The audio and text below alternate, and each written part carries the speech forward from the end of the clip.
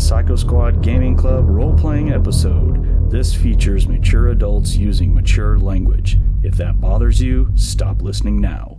Enjoy our game and remember, alter reality on a regular basis. Greetings, gamers! This is Psycho Squad Gaming Club. I am MrMartin, your dungeon master for today. Game master, whatever. Yeah, something master. Dork in charge. Nerd in charge. Sure. We'll go with all those. So today, we're going to be hitting up some more Burbs. We're going to continue on what we started and see how much trouble we can get ourselves into today. We got all of our peeps online today. Nick is online. How are you doing today, Nick? Doing good. Good Burbs. Right on. Hit it up. We got Catman who's online. How you doing, Monte? Peep, peep, he says. I don't know exactly what that's in reference to, but I'll go with it. You said peeps, therefore peeps we are. Oh, okay. Peep I have done. All right. I have done peeping, now ready to fight. I'm speechless. All right. Just don't peep on me, okay? Yeah. Just you keep your pee-pee to yourself. That too. If you're going to play with your pee-pee, make sure your camera is off. That's all I ask. No sounds, please. Mic off, camera off. Everyone else still needs a blindfold? I don't care. Don't even text with one hand, dude. And the insanity starts early. I'm glad we're ready. Yeah. I'm not editing any of this. Fuck it. All right. Where the hell did we leave off? Oh, Brandon's online. How are you doing, Brandon? With the new traumatized J. Fuck! Awake as I can be. Right on. And then Thomas has joined us with our favorite coalition lover. How are you doing there, Thomas? I don't know about coalition lover. What do you mean? I'm a Neuron Beast lover right now because I've been drinking that Kool-Aid for the pinnacle right now. Well, okay, he got me. Pinked off that ball back, but He got me on that one. Okay. Yeah. I can't say I was ready for that. All right. Sweet. All right. So, did some leveling up. It was only Greg's character. I don't know if he's going to join today. We'll just keep him off on the side. And Chris's character said he was going to be on. We'll see if he jumps on. So he went up to second level. So Hanz went up to second level. Tobias went up to third level. The rest of us are still quite a ways away because most of us are sixth level. Jay is still fifth level. So levels 1 through 5 are easy to get. And once you go above that, the experience tables turn into no, not anytime soon. So level for 2 years, yeah. Well, in RIFTS, to make it to sixth level is actually an accomplishment in some aspects. It's a rough world out there, especially when you have a Neuron Beast that decides that he's been watching way too much Star Wars and sees OBJ1OB and says, that's it, I'm killing that. No, please. I can do that. You can do it better. Absolutely. So this is how the younglings felt when Anakin showed up. This is why there's a certain fear of Swiffers on a ship, I know. Okay, so last time we continued the Neuron Beast debacle. He pulled grenades on Harley's web harness, which caused problems. Then he ran around, cast magic net on Hanz, tried to paralyze Jay, but she saved. Then he just decided, well, instead of trying to paralyze the bitch, I'll just knock the crap out of her with 4 psi swords. That seemed to be effective. I don't like the blender. Tobias tried to affect the murder wraith with a neural mace. We found out that wasn't going to work. Ratchet saved Harley by teleporting the web harness away from everyone. That was probably the best idea that we were going to get to. So Dion wrestles with the murder wraith until Ratchet told him to let him go. So we did that. I don't know why. Yeah, because you had a plan, but I don't know. It seemed that our plans kind of went astray as they normally do. Yeah, well, I was trying to get him to pin him to the ground, and Dion was just like, yeah, this is not happening. I'm like, we'll just let his ass go. We're going to fight him. And then we went for Jay, because Jay was down, and I told Dion, let's go get Jay and try to get the fuck out of here. And that's when he let go of the murder wraith. Yeah. I didn't see any of this happen. I I have no recollection of these events up to the point of lightsabers. So, I damn near did shit myself.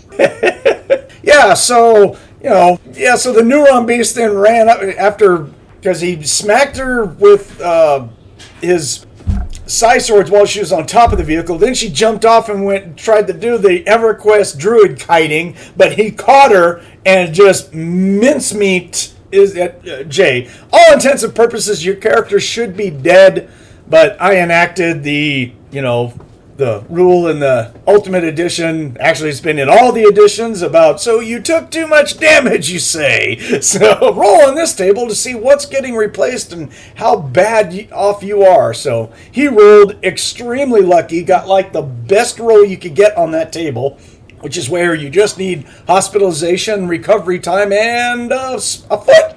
So Yeah, so now whenever I take a left step, it's clank, step, clank, step, clank.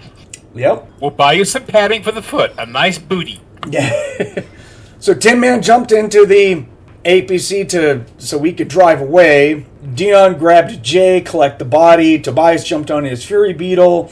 The Neuron Beast telepathically tells Ratchet that if they leave the mage that's stuck in the ley line, which was Lou, notice I said was, he's now a 6-year-old schoolgirl for a... Eat the rainbows.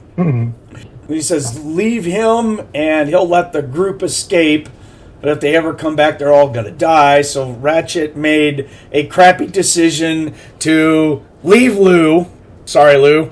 Lou's little paralyzed body sees the vehicle drive off, and he's like, crap. This stage has got more sucky. Yeah. Thomas, come on, man. What was going through Lou's mind as people were driving away? Come on. Really? I don't think he was looking. I think he was looking straight up. Oh, yeah? Can't move. Okay. He just knew something bad was about to happen, huh? Oh, Yep. So the group left. We go back to Little Chi Town. We go to the hospital emergency room there. We admit Jay. We drop off Tin Man previously there because Ratchet had this talk with Tin Man about dude, we're kind of boned. We're going to have to come back later. And he's like, all right, drop me off and we'll go take care of this stuff. So Ratchet, you stayed during the whole time. You get visited by some guy who tells you that he's an associate of Lou, gets the whole download from you about what's going on, gives you the parting shot of, we don't leave our people behind. You take care of your people. I'll see you later.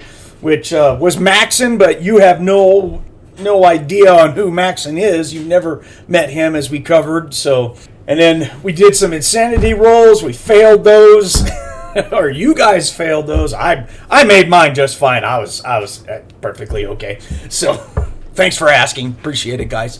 So, Okay, we already know you felt the important one. oh yeah. Jay had one mercenary guy. Morgan comes by, and they had a little moment, which was kind of like all hearts and touchy and stuff. Eeta! So, Lick. Wholesome, and then there's wholesome without the W. right. Dion and Harley went out and bought some gear, bought Jay some more armor, and when Jay and Ratchet came back to the house after 4 days, we had a welcome home party where I made a peanut butter chocolate cake, and then Jay scooped up like everyone all at once and gave us all one great big hentai hug, and it made Dion uncomfortable. So Where did the hentai come from? because this is what we talked about. I warned you guys that she was like this. So Poking me. that's not my knife, Jay. I'm sorry. So with that, we are all caught up. People have been spending some money. We've got guys some of you have spent money and picked up some stuff over the past 4 days. But let's, right now, the rest of the group, I'm sorry, but we've got to do a little bit of splitting up going on here. So just you guys have fun listening for just a few minutes. I'm going to switch over. We're going to go 4 days in the past. All right. Thomas, Lou is hanging in his ley line. He's paralyzed. He will notice that the field's going to drop. His ley line abilities are going to get basically power shunted by another guy that shows up, and the Neuron Beast lays his tentacles all over Lou, further paralyzing him, and he can feel another voice in his head going, it's okay. It's okay. Just let it happen. So, you'll no longer be floating in the air. You will end up being teleported, and you're going to end up with your limited vision. Obviously, you've been biomanipulation paralyzed even more by someone else. You haven't seen them, but you've heard this voice. And do you speak any cool languages? Oh, you do have Dragonese Elven. Okay. So you do hear the Neuron Beast is, well, just assume that every conversation that's going on right now, all of it is in Dragonese. Specifically like for, demons and stuff. So you hear the Neuron Beast saying, I want this one conditioned. He is a mage that has been trained specifically with altering the ley lines and doing teleportations, and he can be useful in my service. So I want you to completely mind wipe him and put him in my service. And the other another deep voice, male voice that replies with, I can do that. It's a good thing that you're paying me well, because these services don't come cheap. And the Neuron Beast curtly replies with, just get the job done as I told you. And he was like, okay. And then you'll hear the murder wraith off on the side walking around. And he's like, I'm going to go pick up stuff. It's not that far of a run from here. There's all kinds of guns and a bike and all kinds of crap. I'm going to go pick it all up. And then you hear the murder wraith walk off. So then Lou gets floated in the air. It's taken over to a large base of a large tree that looks like it's been kind of hollowed out. It's got stone inserts in it, like a little walkway.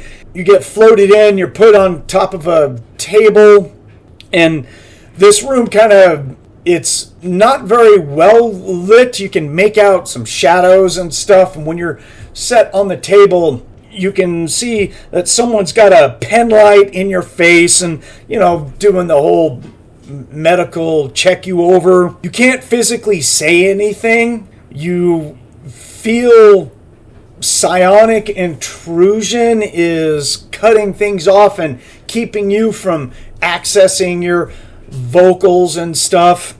And then finally a apparition because you're blurred vision and everything that's going on, you're finally able to focus a little bit, and you will see a human probably around his 30s or so. He has no hair whatsoever. He's completely bald, ugly as sin, looked like he's almost been set on fire, if as far as physical beauty goes.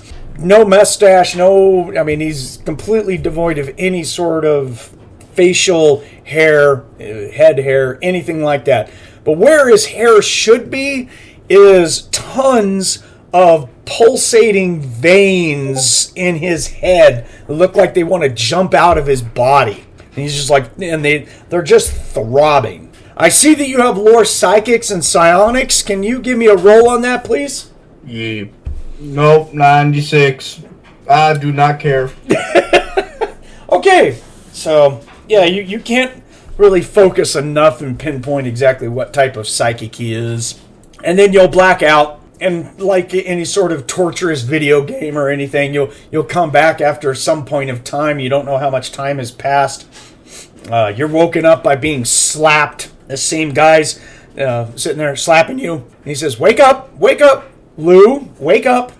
Now, you're not going to be able to say anything. I have completely disabled that part. I want you to be somewhat calm and cognitive while I perform my duties. I find it much easier with a willing subject. So it would just be rather easier if you just don't fight what I'm going to have to do to you.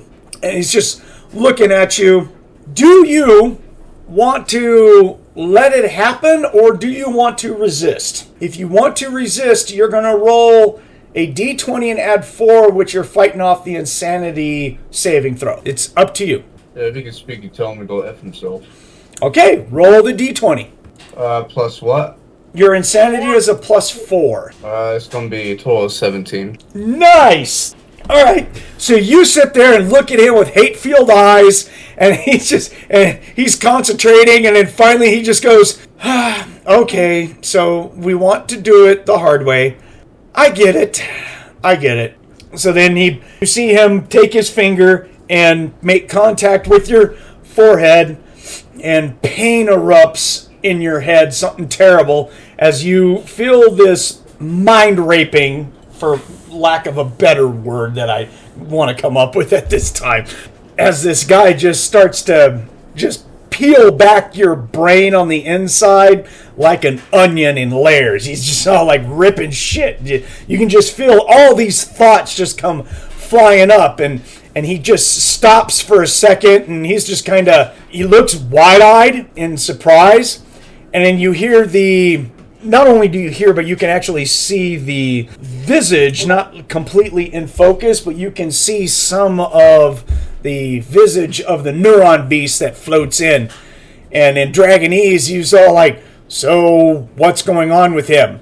And this guy turns around and looks at the neuron beast, and he says, you have no idea the prize that you have in your possession at this moment. He's a Coalition States undercover operative for something that's called the Vanguard. And the neuron beast goes, excellent. So he has knowledge of the humans' complexes and their government. And this psychic guy replies with, oh, I most certainly think he does. I just skimmed the very top parts and got this information, so I'm sure once I dig deeper, it'll be very interesting on what we can get from this subject. But I'm going to say he's been able to put up quite the conditioning. He's been told and trained not to give up this information, so I can't be held liable for the permanent damage that can be done to him mentally if I extract all this. So the neuron beast just waves a hand, and he's all like, well, I needed a magic teleportation specialist, but the information that you will give me about the Coalition uses some derogatory demon word, the equivalent of like, these fuckers, you know. And he says, I think will prove much more valuable. You may proceed. He's like, thank you. I will make sure to reposit all of my thoughts into an external drive, and then I will give everything to you. And the neuron beast says, I find these terms agreeable. Continue your work. And then he'll go floating out. So the mind bleeder will... damn it. I was hoping I wasn't going to give it away. Shoot! So this guy turns around to Lou, and he just has this look of enjoyment, and he's like, well, Mr. Lou, I hate to tell you this, but it seems that this is going to be goodbye. I'm going to have to just ruin everything that's in your head so I can gain all that beautiful information that you have in there about the Coalition. It's nothing personal. This is just the way it is. Maybe next time in your new life, you'll choose something different. You'll reflect on this, and you'll think about me and these events, and it will cause you to choose a different path that will not cause this much pain. And he just kind of lightly slaps you on the side of the head, and, kind of like a, well, this is goodbye now. And he goes down to touch your forehead, and he stops when he touches your forehead because you don't feel anything when he touches it, and he kind of backs off, and he's like, well, that's weird. That normally doesn't, and he stops in mid-sentence. the throbbing, the veins and everything on his head intensify, and his eyes go wide in shock, and you hear a female voice behind him. You can't see anything because just your vision is just so impaired that all you hear is a female voice from behind that just says, now, I can't let that happen, sir. You're cut off. And this guy he starts to bleed human blood from his eyes and his nose. He makes this gurgling sound, and then from behind, you're the same voice state, "Oh, I'm sorry, were you trying to say something while you were in the process of torturing someone? Let me show you how that feels." And then the guy just passes out. You see his eyes roll up into the back of his head, makes a gurgling noise. He looks like he's going to slump forward on you, but telekinetically, he's moved off to the side and thumps on the ground. And then someone in black armor, obviously female, you're able to focus in enough on her that you can see that it's a female in... Oh, let me look it up here. Give me a second. Sorry, guys. I need the name of the armor. I gotta look it up. Sorry. Where the hell did it go? Damn it. Body armor. There. So I believe that they wear... Yeah. So she will be wearing CA3 Light Scout Armor. It's the new type of Coalition armor that just came out within the past couple of years. You know, it's got the ribcage skull motif on the chest. You can obviously tell she's female because of, boobs. So, and then she's wearing a helmet. She'll look at you. She's going to pull her helmet off, and it's going to be a bald female. You don't recognize her. She's got many face piercings. Ears, nose, lips, eyebrows, studs, all kinds of stuff. And she just looks down on you, and she goes, "Well, Lou, this is a fine mess that you have gotten yourself into. But don't worry, you have friends in high places." And then you're going to hear some sounds of a radio coming from her helmet, and then she's going to verbally say, "I have target Delta 1 in my possession. You may launch your offensive." And then you hear a couple of clicks on the radio, and in the background, you hear a whole bunch of thunder, like just a battle that just kicked off out of nowhere. And then she'll stand up out of your face to where you can't barely make out what she is, or just shadows. And you're going to hear two other people come running in. They're kind of breathing hard. They're both kind of breathing hard, like they've been running. And she's all like, "This is Delta 1.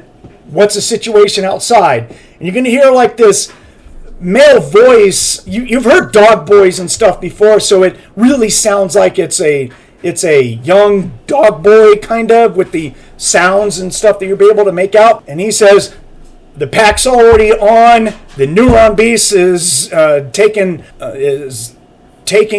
damage. The unit is gone after him, drawn his fire, taken out his supports. We're all here. He's still alive. Are we keeping him?" And she's like, "Oh, absolutely. We're going to keep a bleeder. Yes. Tag him and bag him." And then she points to the other one and says, "Bag. I got some on me. You want some?"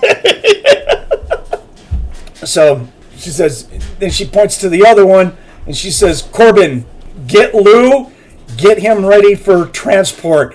I need to take the psionic blocks off of him, but we need to get him out of here as soon as the squad is done cleaning up outside."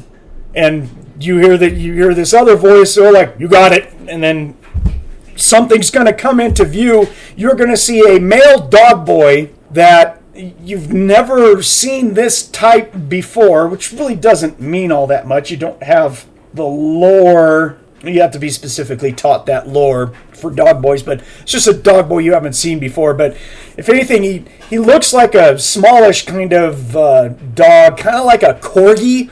So he's got Psy written on him, on his armor. He gets really close to your face. And he's all, hey there, dude, don't worry. We're here to rescue you. We're the good guys.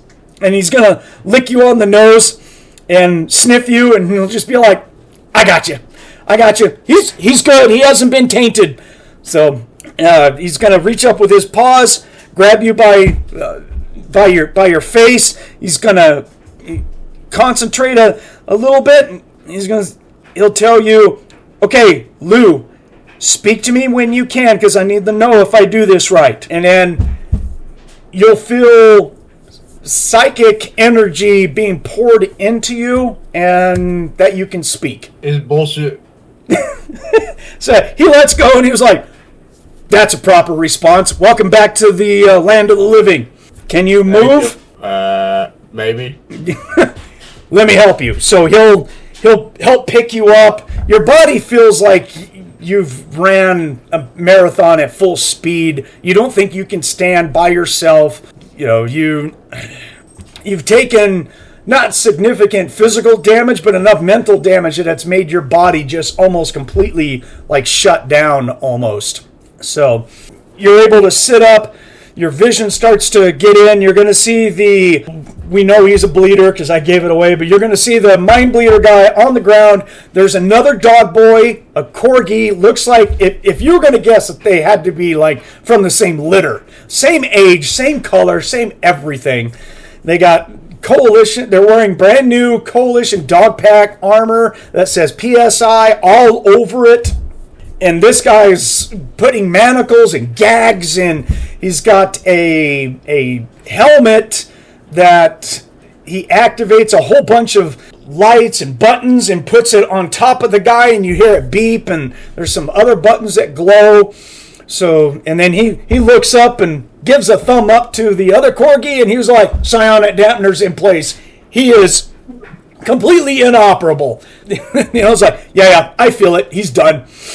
And then someone else is going to come walking in, and it's that chick. And during this time outside, Lou, you can hear what sounds like just hell unleashed of missiles and all kinds of stuff that's going on. It sounds like something major is happening out there. So, let me get her name. I'm sorry. So the Psy Stalker, we'll just call her a Psy Stalker because we pretty much know if that's what she is. So she comes up in front of you, Lou, and she's going to not salute you, but give you like a little hand wave of all like, how's it going?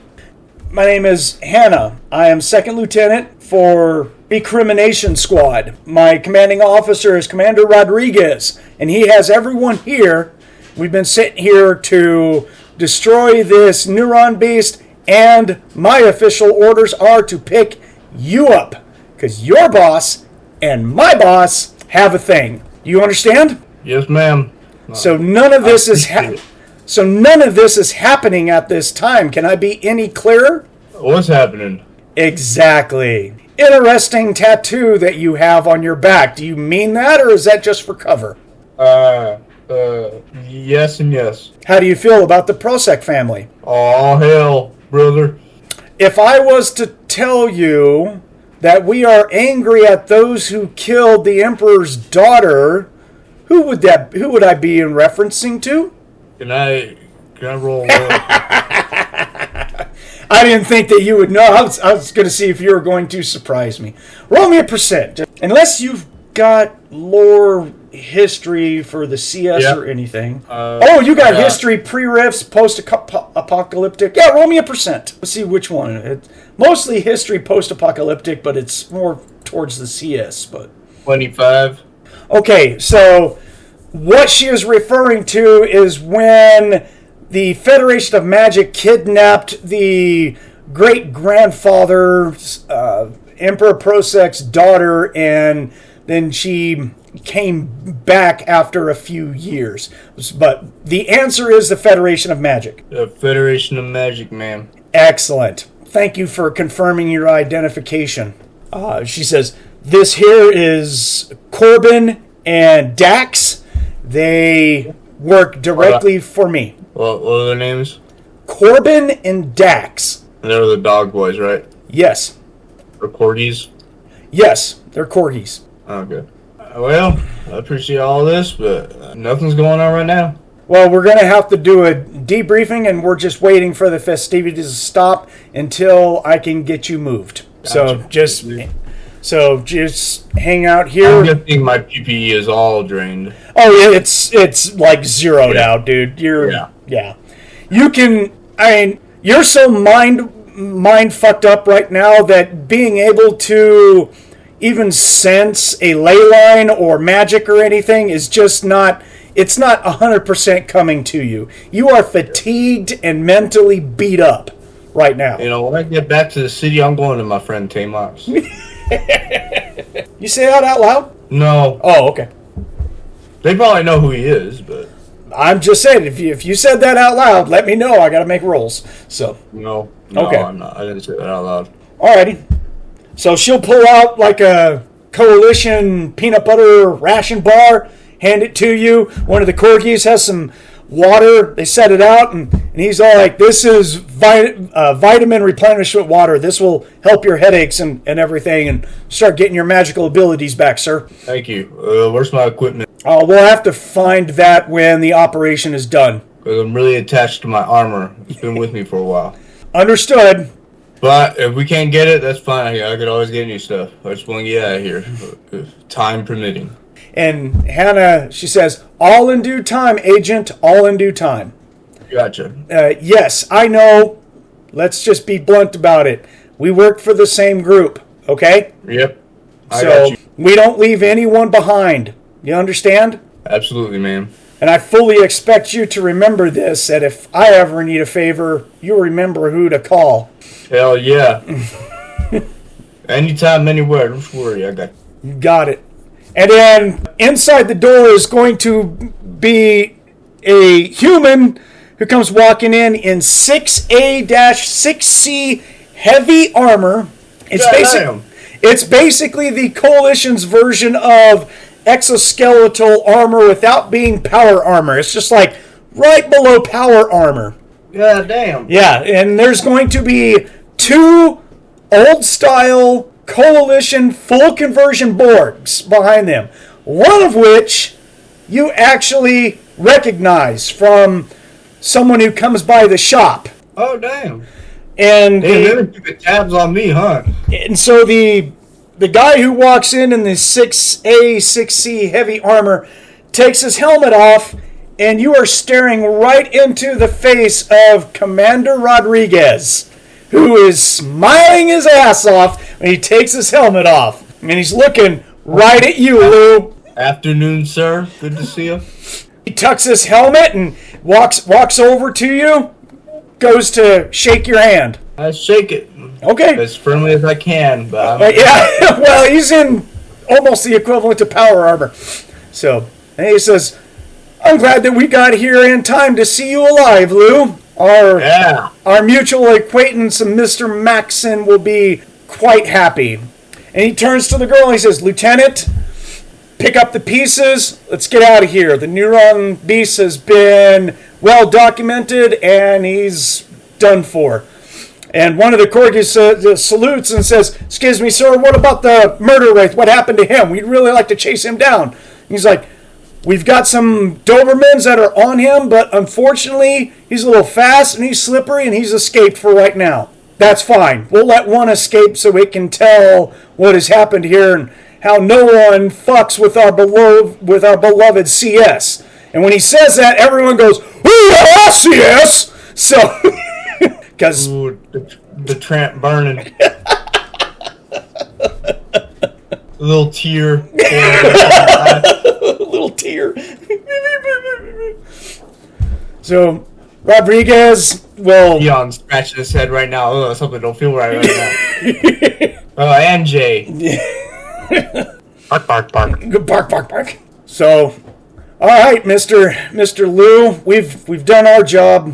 All you are, for debriefing-wise, is a undercover VIP that was in this area that we rescued. That's all you know.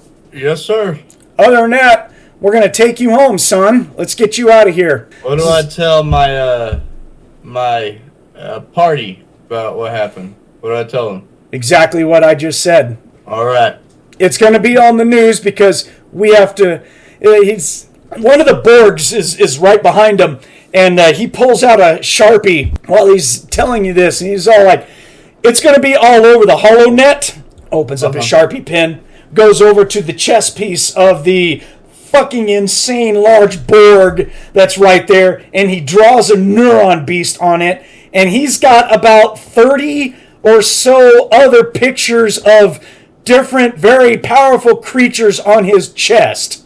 That's it. He keeps track. Yes. So as he's drawing this, he says, "We in the recrimination squad unit." I keep saying squad. He's not a squad because he's much bigger than a squad. It's an actual platoon. Really, it's a special forces strike platoon is what he is. But he calls himself a recrimination squad. So he says, "We in the recrimination squad. We like to publicly let it know what we do for our beloved emperor." Yeah, damn right. So he just draws this Sharpie on the Borg's armor, and the Borg just doesn't move. When he's done, he was all like, "Sergeant, that'll be all." And the Borg just kind of nods down at him, looks over at you, Lou, puts out this massive fist. All these missiles in the front of his arm plate kind of slide back to where he can fist bump you, and he just says, Hell yeah. and he says, "For the glory of the coalition states, little man. Good job for leading us." Glory of the Emperor! Amen! Oh, dear God. It just gets worse. For your service, good sir? It just gets worse. We're making it worse. Okay. So he says, "I'm going to take my leave. Lieutenant, you have 5 minutes to get your VIP dressed up and get him into the last ATV, and let's get out of here." Yes, sir. And the lieutenant nods her head, and she salutes him and says, "Yes, sir, on the way." And she puts on her helmet. Everyone else puts on their helmets. He and his Borgs take off. And before he leaves, he's still in his helmet, so it's on his loudspeaker. And he turns around and he regards back to you, Lou, and he says, "Do me a favor, when you get back to the shop, tell Ratchet and Dion I expect some really good coffee tomorrow morning." And then he walks off. I got you, sir. Now, how much credits will this be? And the lieutenant, she just kind of looks at you, and on the loudspeaker of her armor, she was all like, "Service to the Emperor does not have payment and demands of credits. Our payment is our service. You did a great service here. We got to wipe out yet another major demon and find his home place. We have another ley line that we can lock down and control for ourselves. The control group, the Rift Study control group, is going to be out here in just minutes, I'm sure, to lock this place down. So I got you. the cost is your continued service for your group and what you do for them. Do you understand me? That will never change. You have my word. Be careful about how much of your word you pass around, because I don't take it lightly. I will call on that. Good. I expect it, and I will answer upon it. There will be some rumblings as you feel like a vehicle pulls up, and she says, "All right, let's get out of here." Yes, ma'am. So you go, the two corgis will take up both sides of you and help you out because you're still having trouble walking. The vitamin water that you're taking is helping out and stuff, but you're still pretty weak. You go outside. It looks like it's mid-morning or something like that, equivalent, and there is just a ton of CS activity out here. You can see Commander Rodriguez off to the side about 30 or 40 feet. There are two Mark V APCs bristling with a shit ton more weapons than what normally comes on a Mark V. It has a lot more. So you will also see a Mark 7 Slayer APC. That's the APC that you're about to walk into. And then there are 2 IAR-2 Abolisher robots that are kind of just standing guard in the middle of this area. There are a whole bunch of the FASSAR-20 Skellybots. They're all over the place. And you can see CS troops kind of giving them orders, and these Skellybots just kind of, going off in groups and stuff. It's impressive the amount of firepower that you see here, Lou.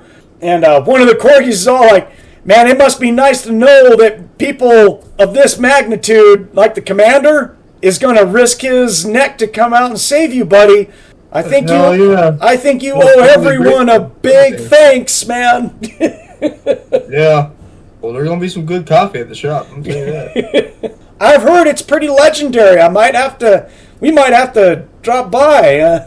Dax, you like coffee, don't you? Dax is all like, shut up, dude. Coffee's my crack. And he's like, yeah, we like coffee. We'll have to come by and check it out. The lieutenant says it's all right. Oh, good. And you're going to be surrounded by different dog boys of just about every type. It looks like this APC here houses nothing but like dog boy units. You're going to see a couple of other Psy Stalkers along with the lieutenant. She comes up and walks up to these other Psy Stalkers. Obviously, she's talking to them in their helmets. You can't hear anything, and they start going off and doing other stuff, and there's going to be all manners of dog boys that are just kind of sniffing the air. There's some barking and growling, and they just kind of go off and go do their stuff. So you count that there must be at least 20 dog boys and 3 Psy Stalkers just around this APC alone. Not to mention, well, very much to mention, 3 full conversion Borgs, old style, not the new ones. Rodriguez is particularly fond of the older, bulky, Terminator-looking type bastards. He likes the big, menacing guys. Of course, they've been with him forever. That's the reason why he really likes those old-style, full conversion Borgs. You're going to see a dozen or so Special Forces units. You can tell them by the type of spiky Coalition armor. There's like 10 of them with all kinds of heavy weapons. Just they're walking around. And then there's easily 20 or so grunts, just CS grunts walking around in a combination of the CA4 standard armor and the CA1 Coalition heavy armor. There's a mix, but none of them are holding, wussy type, C18s and C10s and stuff like that. Everyone's walking around with plasma cannons, portable rail guns, particle beam weapons, and you're going to see a whole lot of the CP40 laser pulse rifles with the grenade launchers and this unit is set up for bear. They're like, no, we got this. And by the way, there's Samus. Several of them flying around, walking around, and stuff like that. So, all for me. Yeah, there's a lot of shit that's here. There's going to be several dog boys that are going to look at you and nod and give you a thumbs up, and there's thumbs up back. Yeah, there's them and everything. There's even a big German Shepherd dog boy that's holding the door open. He's about the same size as like Jay is. He's about 7'2", 7'3", about 300-400 pounds in his armor. He just looks menacing. He's got a chest that you're like, Jesus Christ, someone, Neil Peart to play the drums off them damn things. So, yeah. So he's opening up the door, and as you get in, he fist bumps you and gives you a little grunt, and he says, "Welcome back to the living, Agent. Thank you, good sir. We're proud to be of service, sir."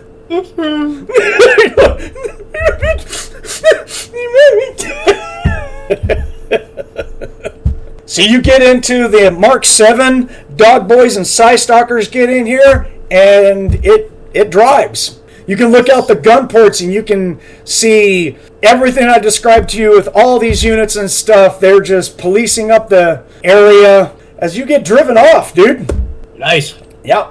You will, as it's taking somewhat of a manufactured road, they're going to pull off to the side, and there will be two more Mark V APCs that drive up past you. They're heading back towards the place that you just came from, and they have Rift Study Control Group symbols all over them. So the CS is sending those guys who study magic and shit to go check that area out now. So Nice.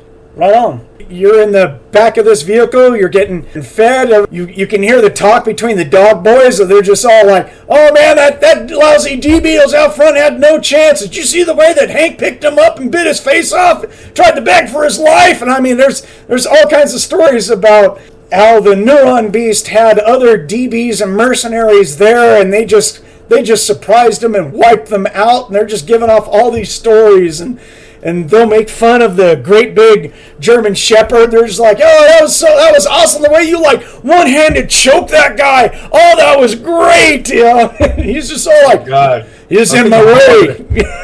Yeah, they trade all kinds of cool stories. So Lou is so hard right now.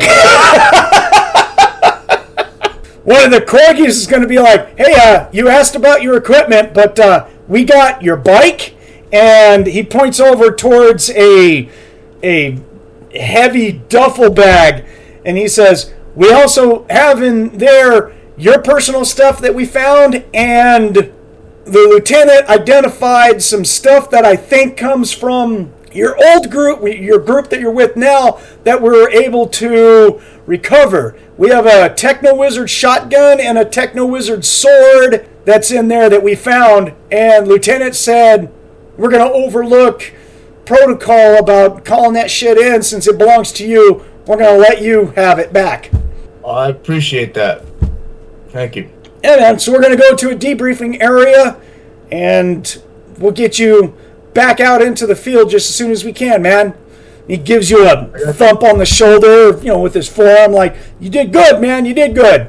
You'll get over it. You'll be fine." So, all right. So you get driven to an underground bunker somewhere. Doors open up, and you are going to be met by Maxon. He's dressed up. You're feeling better to where you can at least gained about 20 or so PPE slowly. You can walk. You're going to get out of the vehicle, I assume? Yep. Okay. There's the big dog boy that we talked about earlier. He's at the back of the vehicle. He picks up your bike and just walks over and sets it down. Thump. So he's quite the physical specimen. Yeah, he's like, "Got this." So Maxon gives you a nice firm handshake and says, "Welcome back to the land of the living, Lou." Thank you, sir. I take it, Lieutenant, you've introduced yourself to Lou? And she just nods her head and she says, "Absolutely, Operative. We have been acquainted." And he says, "All right, I will take it from here. Thank you very much. I appreciate your service to the glory of the Coalition States." And she thumps her chest and she says, "For the Emperor Prospect and his family, may you continue living and see your enemies crushed beneath you, sir, until humanity rules the earth." And he thumps right back, and you're like, "Diggity, diggity, diggity, diggity."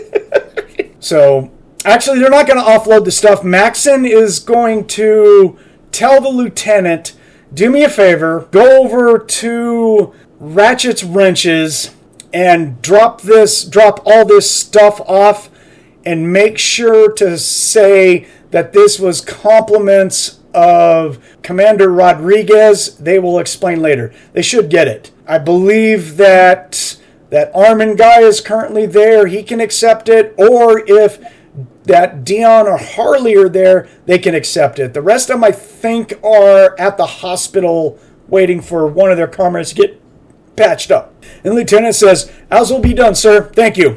And so Maxon will turn to you, Lou, and he'll just say, "All your stuff will be there waiting for you. But I have to talk to you now and debrief you and let you know what's going on." I got you. So let's go inside, let's get you healed up, and let's get you back out there. Yes, sir.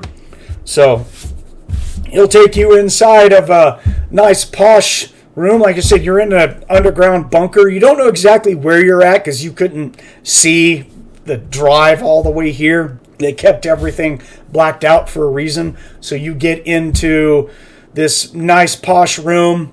He's all like, Showers over there. I'll give you 30 minutes. Go get cleaned up. You'll find some nice clothes and stuff. When you're done, come back out here and we'll talk so you can ease your mind and everything a little bit, all right? So just real quick, you just go off and go do all that? Okay. Yeah. So when you come back, you can hear a couple of voices. Like Maxon is talking to someone. You know, you get dressed, you prim yourself up, I take it? Yeah. Okay. There's a nice, not like a suit, but like casual business wear kind of stuff. Slacks, a button-up shirt, you know, things like that kind of stuff I would assume Lou sort of likes. Is that right? Yeah. Okay. Yeah.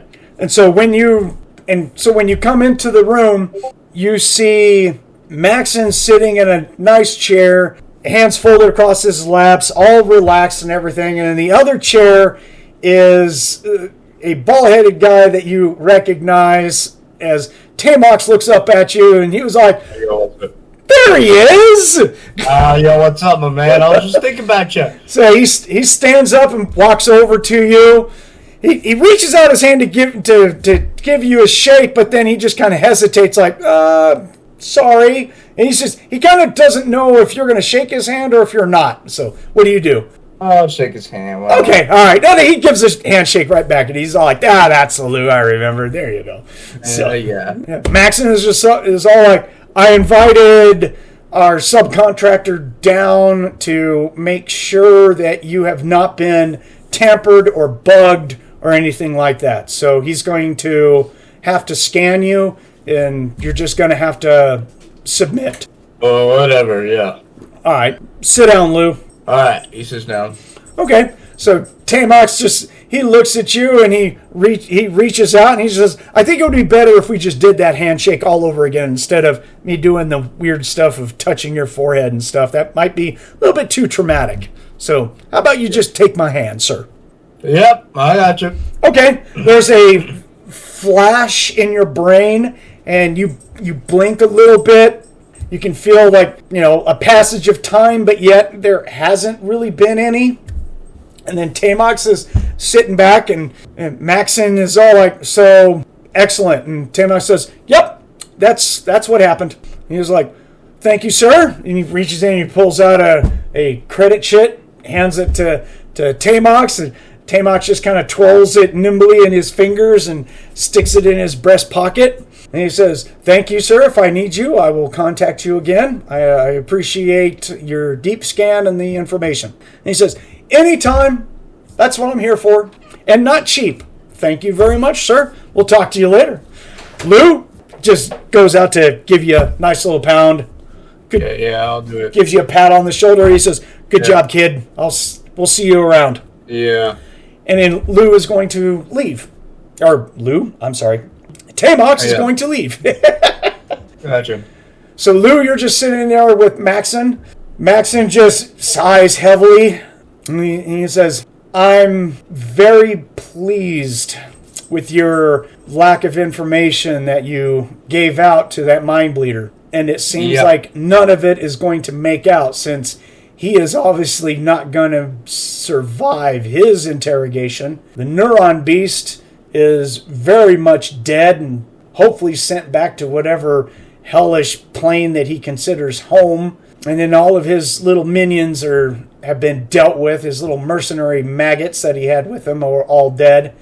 The only one who survived was that damn murder wraith. They're pretty hard to take care of, but if anything, maybe if he's smart, he'll limp his ass all the way back to Federation of Magic and let them know, don't fuck with these guys. They got their shit wired tight when it comes to kidnapping coalition operatives.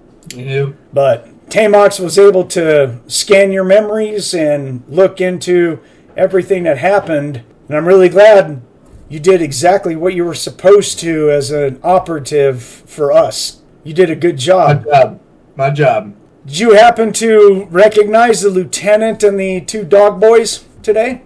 No, the bald one and no, I don't believe so. I don't think we met before. That's good, because they don't exist, and I'd appreciate it if you never talk about them. Never. I don't know who you talking about. Excellent. Because our order survives on secrecy. Their order survives on the ultimate secrecy.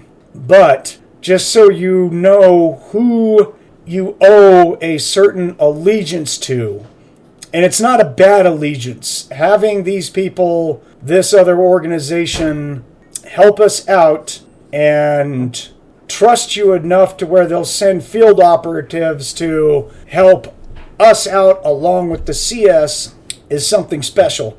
And the only ones who know about this are myself and Commander Rodriguez. He doesn't know how many he has in his group, but he knows that there are some of our operatives that work in our group.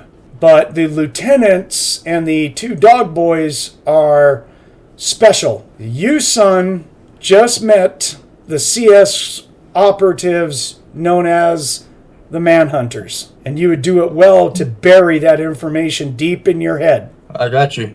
And the reason why I'm telling you this is because as an operative that works directly for me, you deserve to know.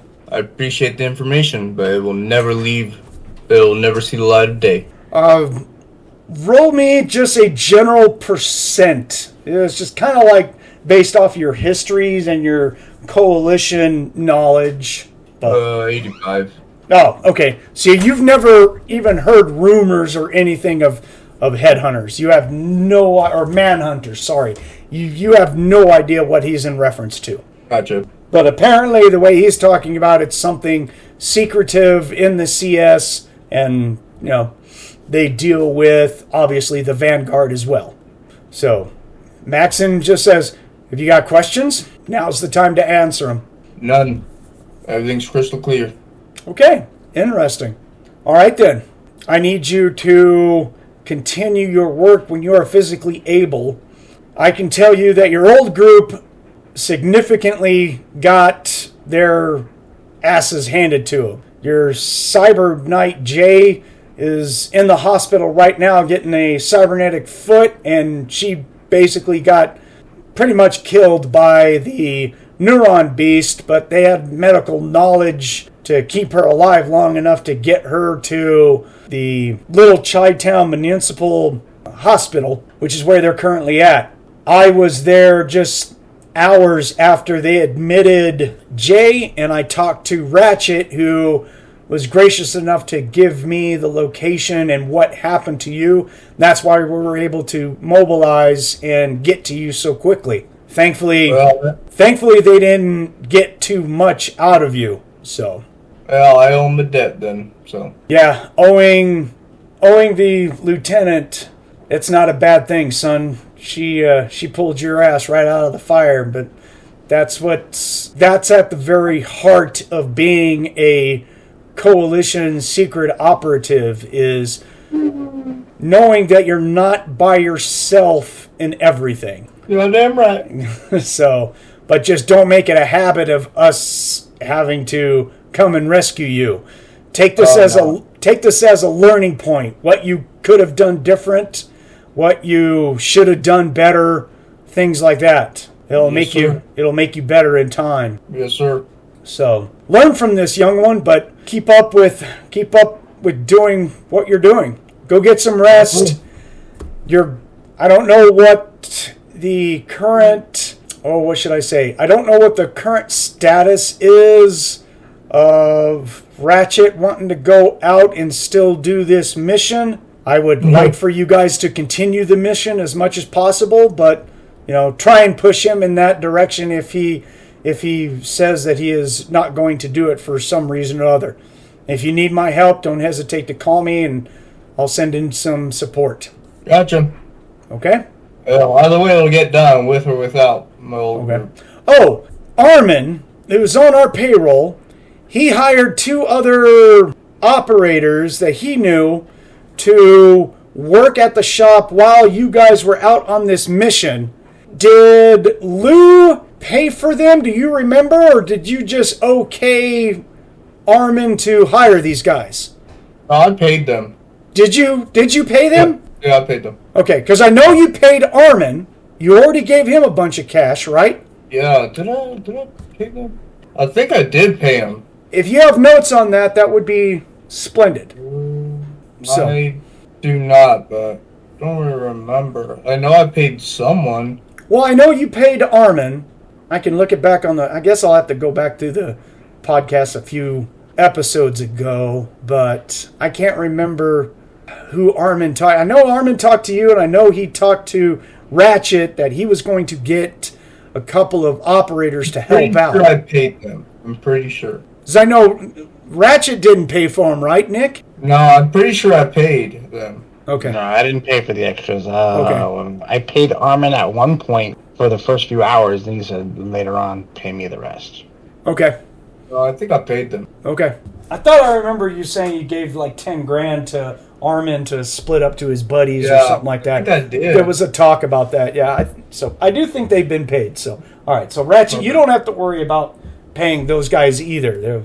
When we get to that point, we'll get to that in just a minute. We're almost done with this little side thing. And I'm sorry to take away from everyone. Hopefully you guys are not falling asleep on me. I apologize, but this had to be done. So, Fine, bro. yeah. Let me keep the laughter down. Oh, yeah, but this just makes Lou probably even more unbearable now, so. Nah. Okay, so he's gonna, basically, over time, he's just gonna let you go. This is basically, you're gonna find out finally that it is basically like the next day, which is going to be day 2 in the hospital, equivalent for everyone. So, Ratchet, you're still at the hospital. Jay's unconscious, just getting over the operation and stuff. When Lou, you are set loose. So, Lou, where do you go from here? Well, I am going to my ley line, back to my camp. I will rejuvenate, Okay. and then because I need to meditate over there anyway to get my 2 spells for my level 6. So. Oh yeah, you still need to do that, huh? So you gotta. Yeah. How long does that take? 2 days. Okay, so you're basically not going to contact anyone for 2 days. No, Okay. he doesn't want to. Right? So it won't be until like day 3 that you show up. All right. So, Yeah. all right. So let's flash over real quick over to the main group. Harley and Dion on day 2 are at the shop when a unknown military vehicle, it's a Mark 7 APC bristling with all kinds of weapons and stuff, pulls up, and a shit ton of dog boys along with 3 Psy stalkers get out, and they drop off a crate and a motorcycle to us in front of the building. Harley would have to be like, do we have to start when you see the first group of them, do we have to start putting stock in doggy treats now? They gotta come by and say hello this regularly? Yeah, Dion's out front going like, we're closed, and this female's going to take off her helmet. It's going to be Hannah, and she just says, my name is Lieutenant Hannah. I work for Recrimination Squad for Commander Rodriguez. He told us to drop this stuff off to you guys. And and Dion's going to look it over, and he's going to be like, that's Lou's bike. And she's like, right. Lou's been rescued. He'll be with you at some point. And Dion's mouth just kind of goes like, blah. He's like, what? And she's like, watch News Network 54 for Coalition States at 9 p.m. tonight. You'll see us. Thank you guys for your service in the name of the Emperor. And Dion just kind of looks down at the ground like, really, I don't know what you're talking about. Even Harley's like, wow, they actually pulled his ass out of the fire. I figured he'd be charcoal neuron briquettes by now. Yeah. So they all jump in there. So we have a bike and a big ass duffel bag. She'll let Dion bring the bike in. She'll take the duffel bag. Okay. Yeah. And inside the duffel bag, you will find some Leyline Walker armor and Lou's personal effects, whatever he had on him. Heavy duty ion blaster, some knives, a hand axe. Oh, and a demon axe. I forgot that you had a demon axe there, Lou. So Lou, all of your stuff along with your backpack with all of your equipment is inside this thing, okay? Gotcha. All right. So there's also 2 items that you see Harley that look very familiar. A modified shotgun with all sorts of techno-wizardry stuff all over it. Has a brass plate on the side that it says in cursive, Old Snatchy. So She's grinning like, oh. She is going to actually take that up to Ratchet's room and clean up a little spot, put it on the pillow, and leave it there for him. Mommy has come home. Go put a mitt next to it too. And then there's also a magical handle of a sword that you've seen Jay run around with that creates a flame blade off of it. We got to save for her when she comes back. Oh, put it on her pillow. Actually, if we're going to throw her that party, I'll just have it wrapped up as a gift. Oh, perfect. Yeah, perfect. So all the dog boys and the side stalkers jump inside their vehicle and they all take off. So we're just all like, okay. And when they drive off, Dion closes the door and he screams at the top of his lungs, "Fuck! He lives, motherfucker!" Suck it. I hear this screaming. Oh, Yeah, and then screaming about. he kicks a piece of equipment all the way across the whole fucking workshop in rage. He's like, BAM! Fucking little mini SDC generator goes flying across the way, and he's all like, "I'll fix that later." Fuck! Should have fucking well known that the CS is gonna save that lousy bastard's ass. Now we gotta fucking deal with this stupid shit. I can't fucking believe this shit. This is bullcrap on every sense of bullcrap that there was ever bullcrap. He goes off for a while. I'm sitting in the hospital. I feel a disturbance in the force. Fuck, your ear itches a lot, Ratchet. Damn, it's like you got a rash. Crack. Jay in her sleep is flopping her. Yeah, Jay in her sleep is flopping her head side to side. Neuron Beast Blue. No. Oh, look, Dion's mad about something else. Oh, So anyway, Armin and his two boys will come running into the shop like, "What the fuck is going on, man?" And Dion's just all like, "Your boy lived. Fuck you guys." And he's just like, "Good enough." He just walks off. He's like, "Crazies. I can't explain them." So he just goes off to go do his work. He's just all like, "Break time's over, boys. Come on." I warned you guys about him. This should not be surprising. His two buddies are all like, "Yeah, he just wanted to see it in person. He's a whack-a-noodle." So, so that happens. So basically, the timing is going to be interesting. Now, on day 4, that evening, when we're having our little party for Jay, so that's what's going to happen for day 4. Lou, when are you going to come back to the shop? Or is there stuff you need to do after getting your spells and stuff for that time? I'm sorry, what was that? So when are you going to come back to the shop? Like in 2 days? Okay, so basically around it's going to be day 4 when you go back to the shop. So you got your spells all picked out and everything? No, not yet. Okay, well go ahead and do it, dude. Because if we can, we're gonna. I'm doing it. Okay, we're gonna be jumping right back into that stuff if we can once we get past this debacle. And if we can keep you from pulling any sort of demonic god today, would be nice. But the session's early. Lou's got time. What is this Chintico character? Hey, could happen. Yeah. It could. That's all Ratchet needs. What is a demonic god dog doing in my shop? The fuck did I do this time? And why in the hell is he pissing on my bed? Lou, it's for you. Okay, so Thomas, you go out and go do your stuff. Is there any other business things or something that you need to take care of? Or are you just going back to the shop on that 4th day? I'm just going back to the shop. Okay. About what time do you see him going back to the shop? I don't know, like a... Pick one. I just... PM? Oh, okay. So when you show up, the vehicles are all there, and it sounds like there's a party going on inside. You hear music, and so this is going to be the evening where Jay comes back. We're in the middle of doing our party with the cake, and we got the taco bar going, everything that we described at the end of the last gaming session. So we're all together now. So, ta-da! By the way, I just took negate magic, so screw you guys. About fucking time. Yeah. You know what else, Thomas? What? As a reward for surviving and not squealing and stuff, Maxim will provide a tutor for 3 spells of your choice, no higher than 6th level.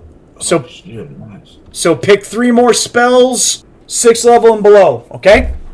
Gotcha. And basically it'll be a person that'll meet you at when you're doing your meditating that can go out there and teach you, okay? Alright, gotcha. Alright, so pick some more spells. I'm good. Alright, so that evening, we're all just having a good time. Now, the only change is that when everyone showed up, Jay, you, after the big weird hug that freaks Dion out, you'll find your TW magic sword on your bed. Actually, no. Harley, what did you do? I'm sorry, I'm goofing that up. She put it on his bed on the pillow. No. The Jay's magic sword. Or That was in a gift box. Okay. It was a present. Okay. So Jay, you get that back in a present. Dion and Harley are all happy. I think she's just gonna like freeze and stare at it for a good 30 seconds. Just how did you get this? The only thing she'll look at the big dog and just simply say, "Well, it's a strange story. Some lady basically with a literal carload of dog boys pulled up, said that our good Commander Rodriguez, the man who loves his coffee, said these were taken in the field. Apparently, somebody tattled about the existence of that creature, and they went out there and apparently handed him his asshole, and these recovered. So, guess what? Life is a little better now. Glad to know it's dead. Well, you gotta. Well, there's our long. I have to wonder what they did. What it did to our coalition colleague. I mean, I'm assuming he's basically somewhere as the bread and butter right now of the creature's toast before it became toast. So yippee fun hooray! Do you want his bike? Do you want his bike? Things too small for me. You could probably get some boosters built on it. Get you moving around a little bit. It's not a horse, but it's horsepower. Wah. I'll stick with what became a joke at this point. It doesn't neigh. But you can see that she is visibly shaken because even though you're offhand mentioning it, she knows what you're talking about. Because that creature rocks something to her core. Yeah, considering what it did to you, she would not even be remotely surprised. That's going to be a tender subject for a while. She has to remember, don't touch on that if you can help it. And Ratchet, at some point when you go up to your apartment, there's, old Snatchy is sitting on your pillow. I'm sorry? Oh, shit. Yeah. Dion will come running up, close your door, and just look at you, and he's just kind of bouncing up and down like he just wants to say something really bad. He's just kind of waiting for you. Oh, look at old Snatchy. Look at Dion. Tell me. A bunch of size stalkers with 20 or so dog boys showed up and said that Commander Rodriguez saved Lou, and they found this stuff at the site, and they're dropping it off here. Quick. It's what happens when you have a coalition states spy operative guy that runs everything working with us that we work for. Yeah, that's more it. We work for him. Yeah, that's about it. So Lou's alive. I hate to say this, Dion, but I think you're right. Well, I'm glad I got old Snatchy back. So I'm going to assume that at some point, Dion, that Lou will show up. I guess. I don't know. I'm assuming so. He's probably out doing his secret military stuff with the CS, trying to figure out what all they're going to do or whatever. Interesting. Oh, we're supposed to go to CS Network 54 and watch it at 9 o'clock tonight. All right. So, I guess the guys who we do repairs for and stuff, Commander Rodriguez guy, I guess it sounds like they got him to rescue Lou, which is okay. I don't get this coalition shit anymore, man. I just don't get it. Do I? I've never heard of of them doing this kind of stuff before, but we do live in strange times, man. Dude. You know, I was at the hospital with Jay, and this guy came up to me. Didn't tell me his name, just said he was a Lou associate, asked what happened, and then left. And I didn't think twice about it. That makes sense. That was probably some sort of special operative, high muck-a-muck. Did he look like did he use psionics or magic on you? They've been known to do that. No, there was none there. He just merely was talking to me. Wow, he was really good. He must have been like something other than Lou. Maybe even higher up. Maybe he was the Emperor in disguise. You know, I've heard rumors.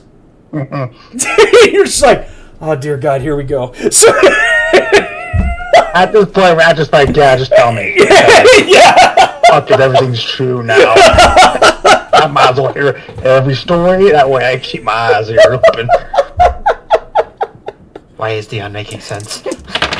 Yeah. Oh dear God. And that's the point. That's right there. I'm rolling a percentage just off of bullshit just to see what he's heard and everything. I got a 98. This ought to be hilarious. So Dion's just all like, there was a time back in the day in like the before the coming of the magic circles and stuff, where the coalition had this tight family and they were controlling everything, and then someone like broke off and they did the stuff and they formed like the Federation of Magic, and he was like a brother or an uncle or something. So then they had like this inner family. So you see where this is going? Like Federation of Magic and Tolkien and the CS, all of their high-ranking officers, they're all like related secretly with one another. That's what I heard. And you know, it makes sense that you've got people like Lou who use magic that work with the CS because he really works with the Federation of Magic. Fuck, I didn't see it coming. I should have put those points together until just now. Damn it. Ooh, that was a whole lot of robot. Evidently, we all should have been paying more attention. So yeah, that was probably the great emperor or one of the generals or one of the you know what it was? It was someone for like Lou's family lineage. Oh my gosh, I got it. Ratchet, do you know who we're dealing with? If you tell me that Lou is Prozac's son, I will slap you. Grandson. Oh my God. It makes... Oh my goodness, the light has been revealed, dude. This makes complete sense. The Coalition's not going to just do this for anyone, but they'll do it for Lou, the lost grandson of Emperor Prozac? Come on, how can you not see it? It's right there in front of you. Damn it, why didn't I see it before? Oh, I'm going to remember this forever. Mark my words, this is going to happen. It does make sense. He does have that tramp staff on his back. See? Who does that? Who does that? Oh my goodness, great. I gotta go. Yeah, hi. Yeah. Jay! Jay! Big Jay will like duck from the loud noise, like. Oh, got Dion excited. That's up for debate right now. Yeah. Not in that way, Harley. Jay, you're trying to enjoy what dinner or whatnot you've got coming when Dion hastily comes running down going, Jay, I figured it out. And all this discussion comes out in a long sentence that has no periods in it. So it's just... Information overload? Yeah, you're just like, huh? Well, the one piece that should stick with you is primarily the fact that Lou's alive, kind of thing in your brain. What'd you get out of that? He's still alive. Yay. Yeah, that's how you were able to garner out of that. Okay. I guess in a way we have him to thank for stuff coming back. Actually, I'd be thanking the squad that went out there and apparently did the dirty with a creature. I'd be thanking them instead.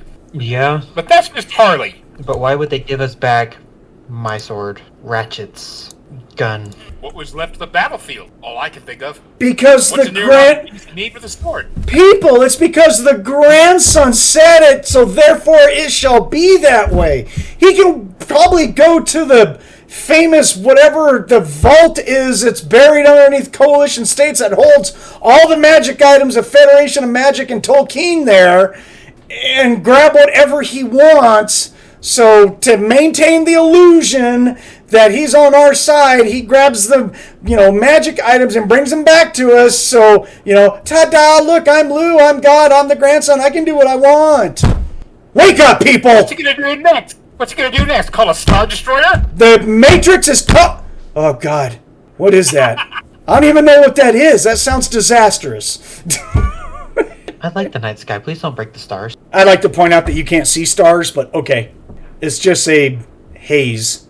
She's from Wyoming. Okay, I'm telling. Well, that's the reality. There is no. We can't see space because of the debris fields and everything else that's covering it. You can't hardly see space. Well, let me go back. You can't see space on a regular basis.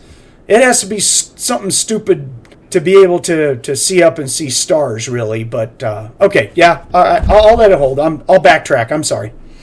Maybe like there's a handful of like really bright stars. Yeah, every once in a while when you were from the monastery hanging out, you saw what looked like maybe was a falling star, but really it wasn't a falling star. It was Archie getting rid of a rival with the use of his satellite that he's in control of. So, Pretty purple lights. Zod! Right there. That answers the question of why over here we have this big blast that says Archie was here. And these bad guys are no longer here. Damn. God damn. Yeah. Okay. Hey, Lou, when do you want to come back into this so we can do this? I'm picking out my last spell right now. I think I'm gonna take domination just to fuck with Dion. If I find out, I am going to turn your head into the world's largest open canoe. I already took multiple images so that he can deal with 3 of me. No. We can. So you don't want to arrive just yet? Yeah, I'll arrive. Okay, yeah, I'd like to get this over. We need to get the story moving. So a Maxon's driver will drop you off at the shop, and they'll tell you, they'll debrief you that Jay had a bionic foot and that she's been put back together. They're holding a party right now. All your effects and everything were already delivered a few days ago. Well, Ratchet's okay. Yeah, since then they've been doing all right. Ah. Nothing suspicious been going on, working on their contracts. That's about it. Your crazy Dion is making wild accusations about you being the great-grandson, and that's why the Coalition saved you, just for your information. Oh, no. We're arming Lou with info. Really now? He's the great lost grandson. They didn't do a good job losing him. They didn't lose him enough. Didn't lose him long enough. That's messed up. Lou, you don't have to put up with that. You don't care right now. Okay, good enough. I get it. All right, man. So show's all yours. What are you doing? Let me know what's going on here. There's gonna be a bunch of people coming over for coffee in a couple days. Make really good coffee. Are you gonna come inside and introduce yourself and shit first, or is it just hey fuckers? Well, yeah, I thought I was already inside. Well, I was just waiting for you to role play it. I'm sorry. Okay, my bad. I'm so sorry. Yeah, I mean, we've got all this. Like, hey, you might get shot. Yeah, we got all this stuff that's happened, and Lou's just gonna show up. Ta-da! Hey, bitches! Oh God. What's up, Dion? My man, my main man. I love you, man. Oh yeah. So Lou walks in apparently. You don't know this, Dion, but I actually died, but I came back, and I'm haunting you. That's not funny. I know what happened. What happened? I know everything that I need to know about you. Yeah, let me know. What happened? I'm going to tell you and give it away. Yeah. Well, I understand you guys had to do the right thing, so Hey, no hard feelings. I'm just glad all of y'all are okay. You look awfully fit for a man who just got butt raped by a neuron beast. Well, Jay immediately drops whatever she's holding when the word is mentioned. what? Oh my god. You fit. Let me guess. Now you have PTSD from a neuron beast. She's not Harley moving. looks at you straight. She's Wouldn't frozen. you? Oh, you're frozen? She's just not moving. Paralyzed by fear. Oh god. Oh god. Well, on the Lean bright over, side, temp- you're not dead. Yeah, funny thing that you're not dead. Who would have ever thought? I already told you I am. I'm just haunting you. Hey, Dion, go poke him to see if he's real. Here, you use this Dion silvered weapon. The ghosts hate silver weapons. Give him a few holes and see if it happens. Oh no, I'm gonna use my new one. He'll whip out this commando knife that is made of silver. Just come walking up to Lou and just kind of give him a nice little poke. Are Huh? you good now? Huh? You happy? You happy? You're not a ghost. You're right. Well, I may become one. I've cursed you already. You cursed me with just being here. Sorry about that, but you ain't getting rid of me. Friends in high Okay, places, guys. huh? Next plan: feed him to a pack of raptors. Hold on, Monte. Hold on. I wouldn't say that. I mean, Commander Rodriguez. I mean, he sends his regards. I'm sure. So he'll be down in a couple days or so. He said he wants some really good coffee. So Guess we're gonna have to accommodate him. yeah, sends his regards. Wants me to let you know that he hopes Jay and all of you guys are doing okay. Everyone was there. Borgs I worked on, the weapons, all those. All right. After a while, after Jay recovers herself, she will actually walk up to Lou and extend out a hand for a handshake. I'll accept it and say I'm really glad you're okay. I said I know we give each other a lot of shit, but listen, I'd be devastated if we lost you. Off Frankly, on- the same. Off on the side, there is a snort of disgust. We all know where that came from. So, Dion, goddamn. yeah. So sorry. Gotta play the character, guys. Sorry.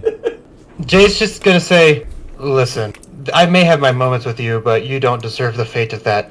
Yeah, Tentacles didn't really feel that well, I'll be honest. I'm glad to know that the pre-rivs Japanese didn't know what they were talking about, I guess. Oh, that's on Lou's bucket list right there. He wants to travel to Japan and Rift World. I'm telling you what, he's gonna visit that millennial tree. He's gonna make it his bitch. Might be the opposite way around. Oh yeah. If there ever was a chance that a true millennial tree would become corrupt, it would definitely be after meeting Lou. Yeah. You know, this isn't quite what it's cracked up to be. I'm gonna kill this fucker. So, Yeah. oh great, now there's 2 corrupt millennial trees on Rift's Earth. What kind of reputation is it that you corrupted a millennial tree? What is it? What do you think the reputation hit for that is? Pretty big. I think a lot of temporal people would be my friend after that. Evil, yes. And of course, Hey. you'd be. That's you'd such have a face. a bad word, Monty. Don't say evil. It's such a bad Well, word. you'd have a face that a lot of good people who once loved that tree would be hunting your ass down to kill you. Mm-hmm. It's both sides of the coin. That's if he, tries to touch base and explodes or not. Okay, I got all my spells. Cool. Most of them are just to fuck with Dion, though. Oh great. Listed under Screw with Dion. Gotcha. Yeah. Granted, I would think that you would choose spells that would help the party, but instead you're doing it to hinder one player character. Fine. You know what? I'll take it as a badge of honor. Yeah, take it like that. Yeah. Yeah. God damn it. No, I took domination because I want to enslave the people that I keep in my bags. Thank you. Oh God. Thank you. Appreciate that, bro. Oh man. I gotta play the character, man. Come on. Did you pick up any spells that you could teach Ratchet? You guys still need to. Magic. You guys still need to get together. I'll tell you what. Yeah, I'm gonna teach him negate magic. I think he's got a host of spells that you need that you should teach him. Yeah, probably. A bunch that I want. There are some spells that Lou keeps close to him, though. But most of them, yeah, he'll have no problem teaching you. Just have to look up what the tutoring is. I think it's an hour per spell level.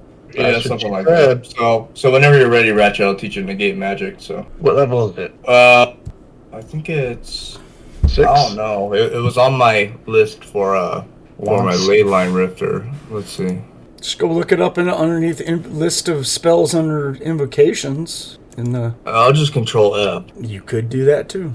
There it is. It's level 8. Well, we have 8 hours to spend because it's nighttime.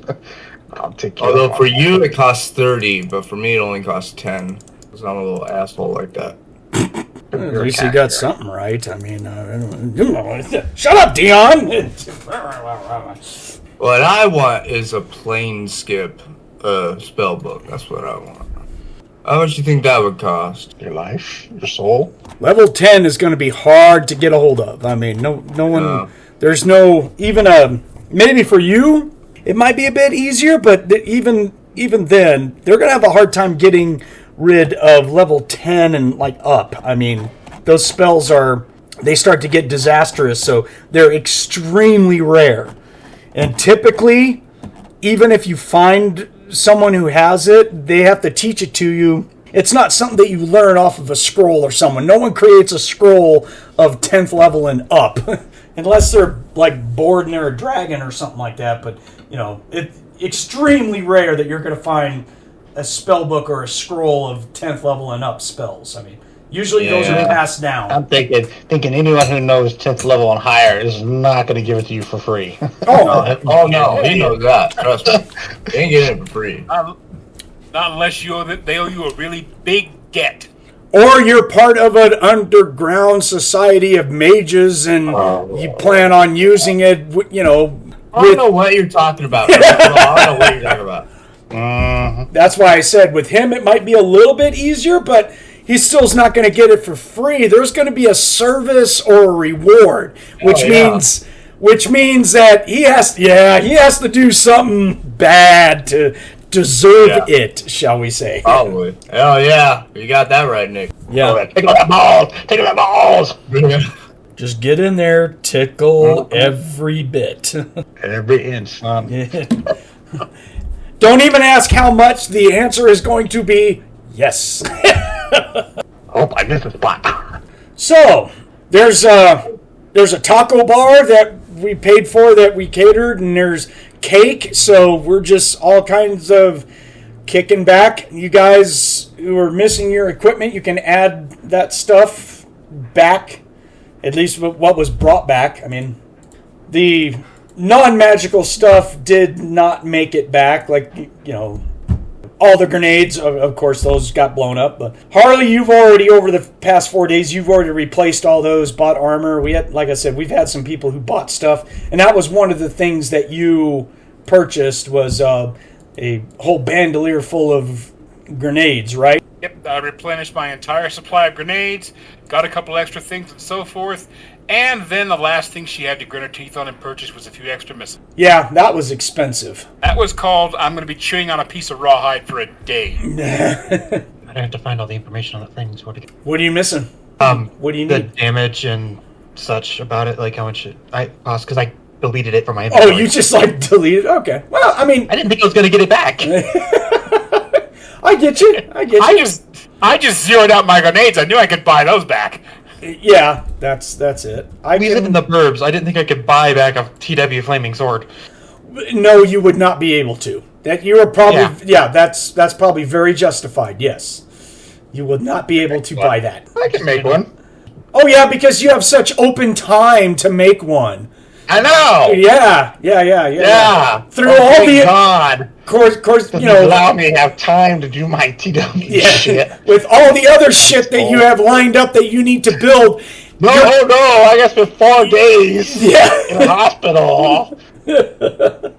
I said Come on, just after, The after only brush time on off that I've Thursday. had the last month and a half in the hospital for 4 days.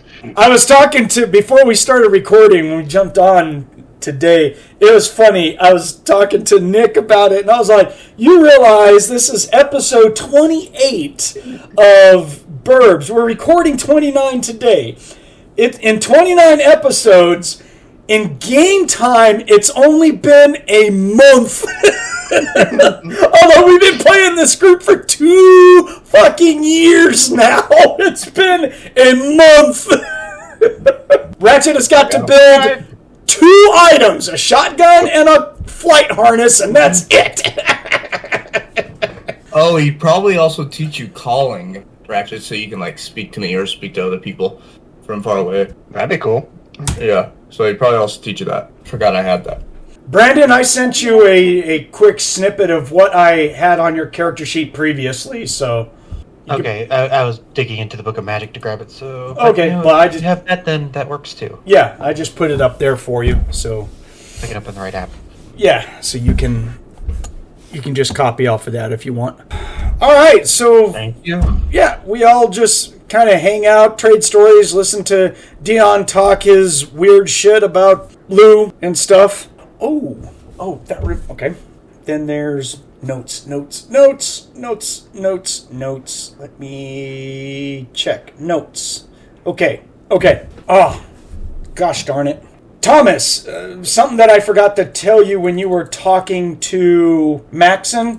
We need to just go back real quick. And Maxon is going to say, oh, by the way, you know that one raid that you did where it turned out where we found the Federation of Magic and it had the Techno-Wizard like gate to it? Yeah. So, go ahead. No, go ahead. So, our control group has studied the gate and how it was constructed and everything, and we have a good idea that the Federation of Magic hired at least one Techno-Wizard to build this gate, and the reason why it's Techno-Wizard based is because we think they were trying to open up a portal to a realm that houses an ancient enemy called the Mechanoids. Alright. You can roll your pre-RIFTS history. It's not that high, but I'll try. Oh, wait, no, it's at 52. 9. Okay, when he says Mechanoids, it's going to trigger that you read in your history books, wherever you were doing this, but again, you know of an incident where a shifter working for someone, and it never stated who he was working for, but it just concentrated on the shifter himself. But the shifter opened up a portal to another dimension where he contacted this biomechanical race that survived off of infusing themselves inside of machines, and they called themselves Mechanoids, that inhabited Earth on the East Coast at some point. That there was some sort of invasion. Now, obviously, it didn't involve the CS or anything, but it involved some sort of other entity that no one could name, and the shifter ended up perishing during this, but not before he left behind recordings of these Mechanoids, and if it wasn't for himself and this employer, that the Mechanoids would have taken over Earth for its resources. Okay. Yeah. So he just says, if you have time at some point, I want you to try and keep your ears open and maybe investigate who the Techno-Wizard is or was that the Federation of Magic was trying to contact. I know it's a needle in a haystack, but if you hear of something, keep in mind we've got this going on. Gotcha.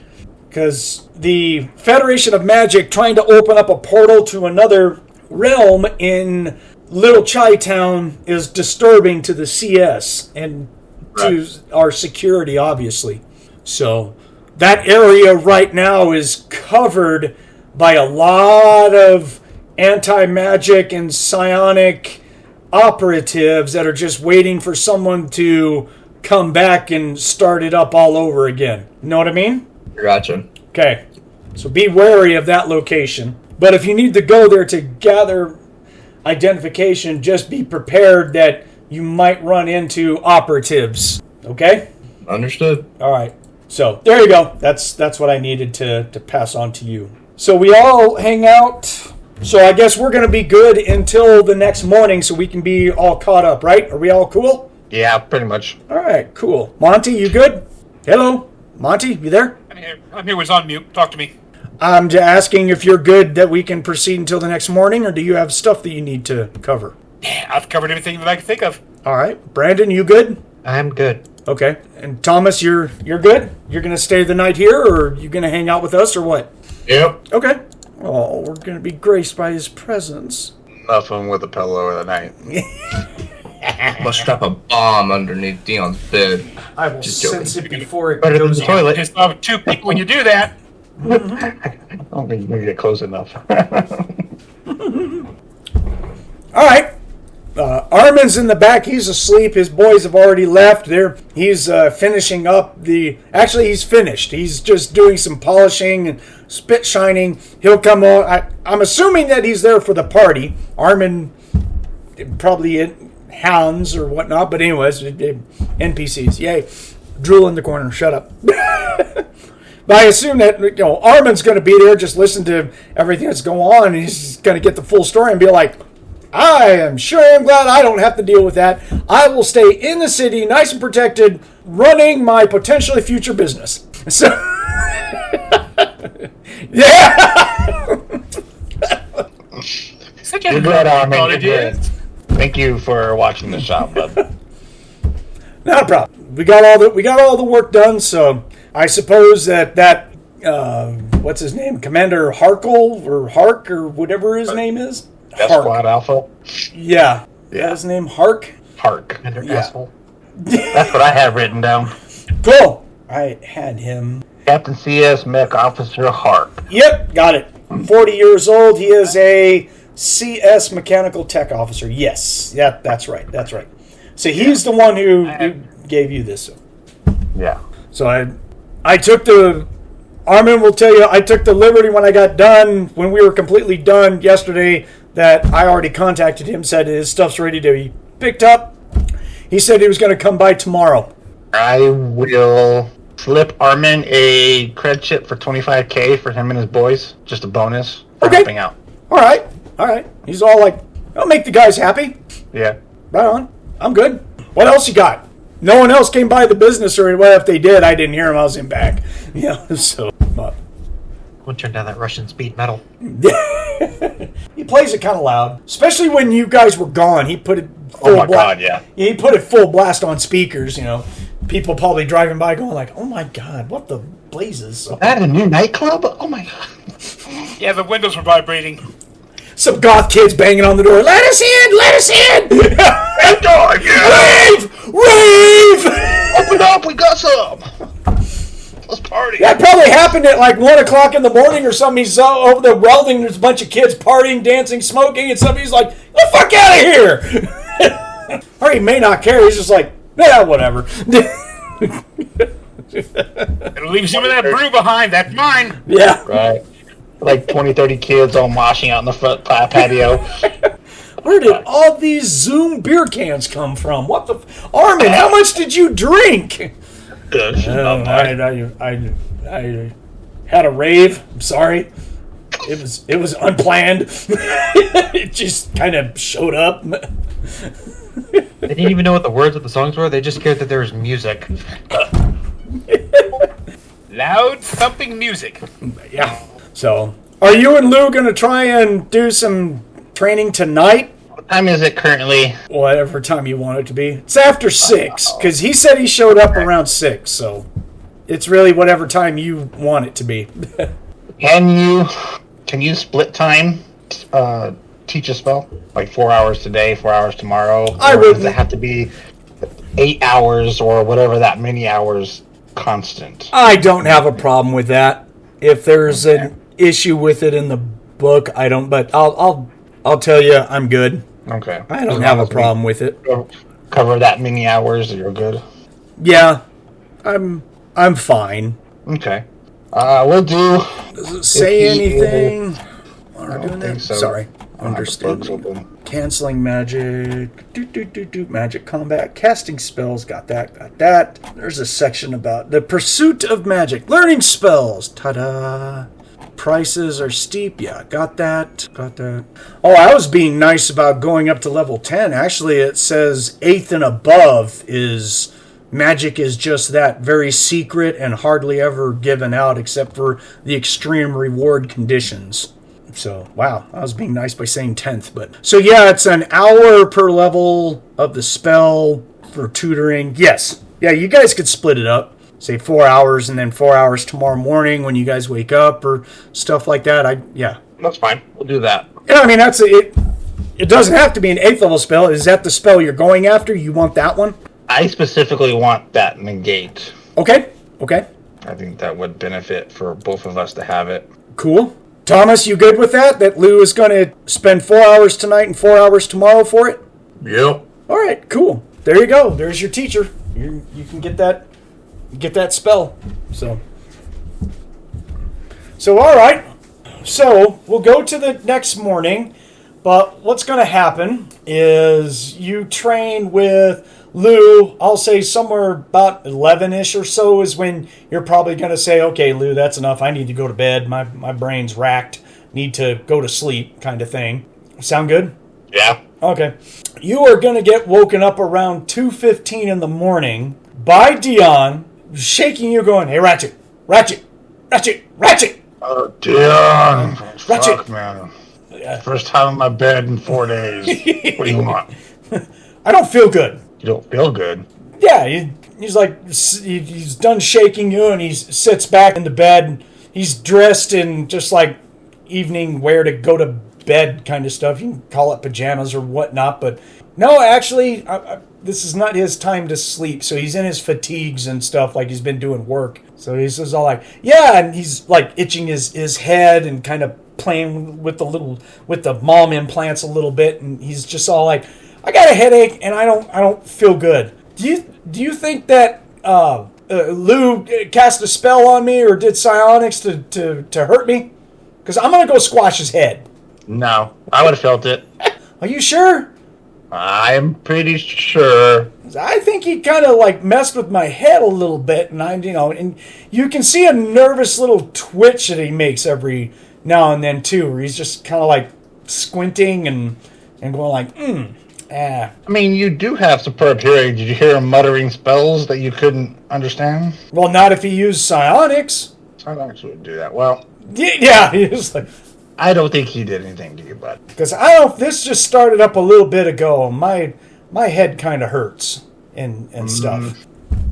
I don't. Do we need to take you to have you looked at? I don't think I can look at you. Your implants may be having a problem. Roll your cybernetics basic skill. Ooh, 11. Okay. Whoops. There we go. What exactly does that cover? Is it mechanical? No, I think it's electrical, isn't it? Oh, cybernetic basics is technical skill, so I had it wrong twice in a row. Good job.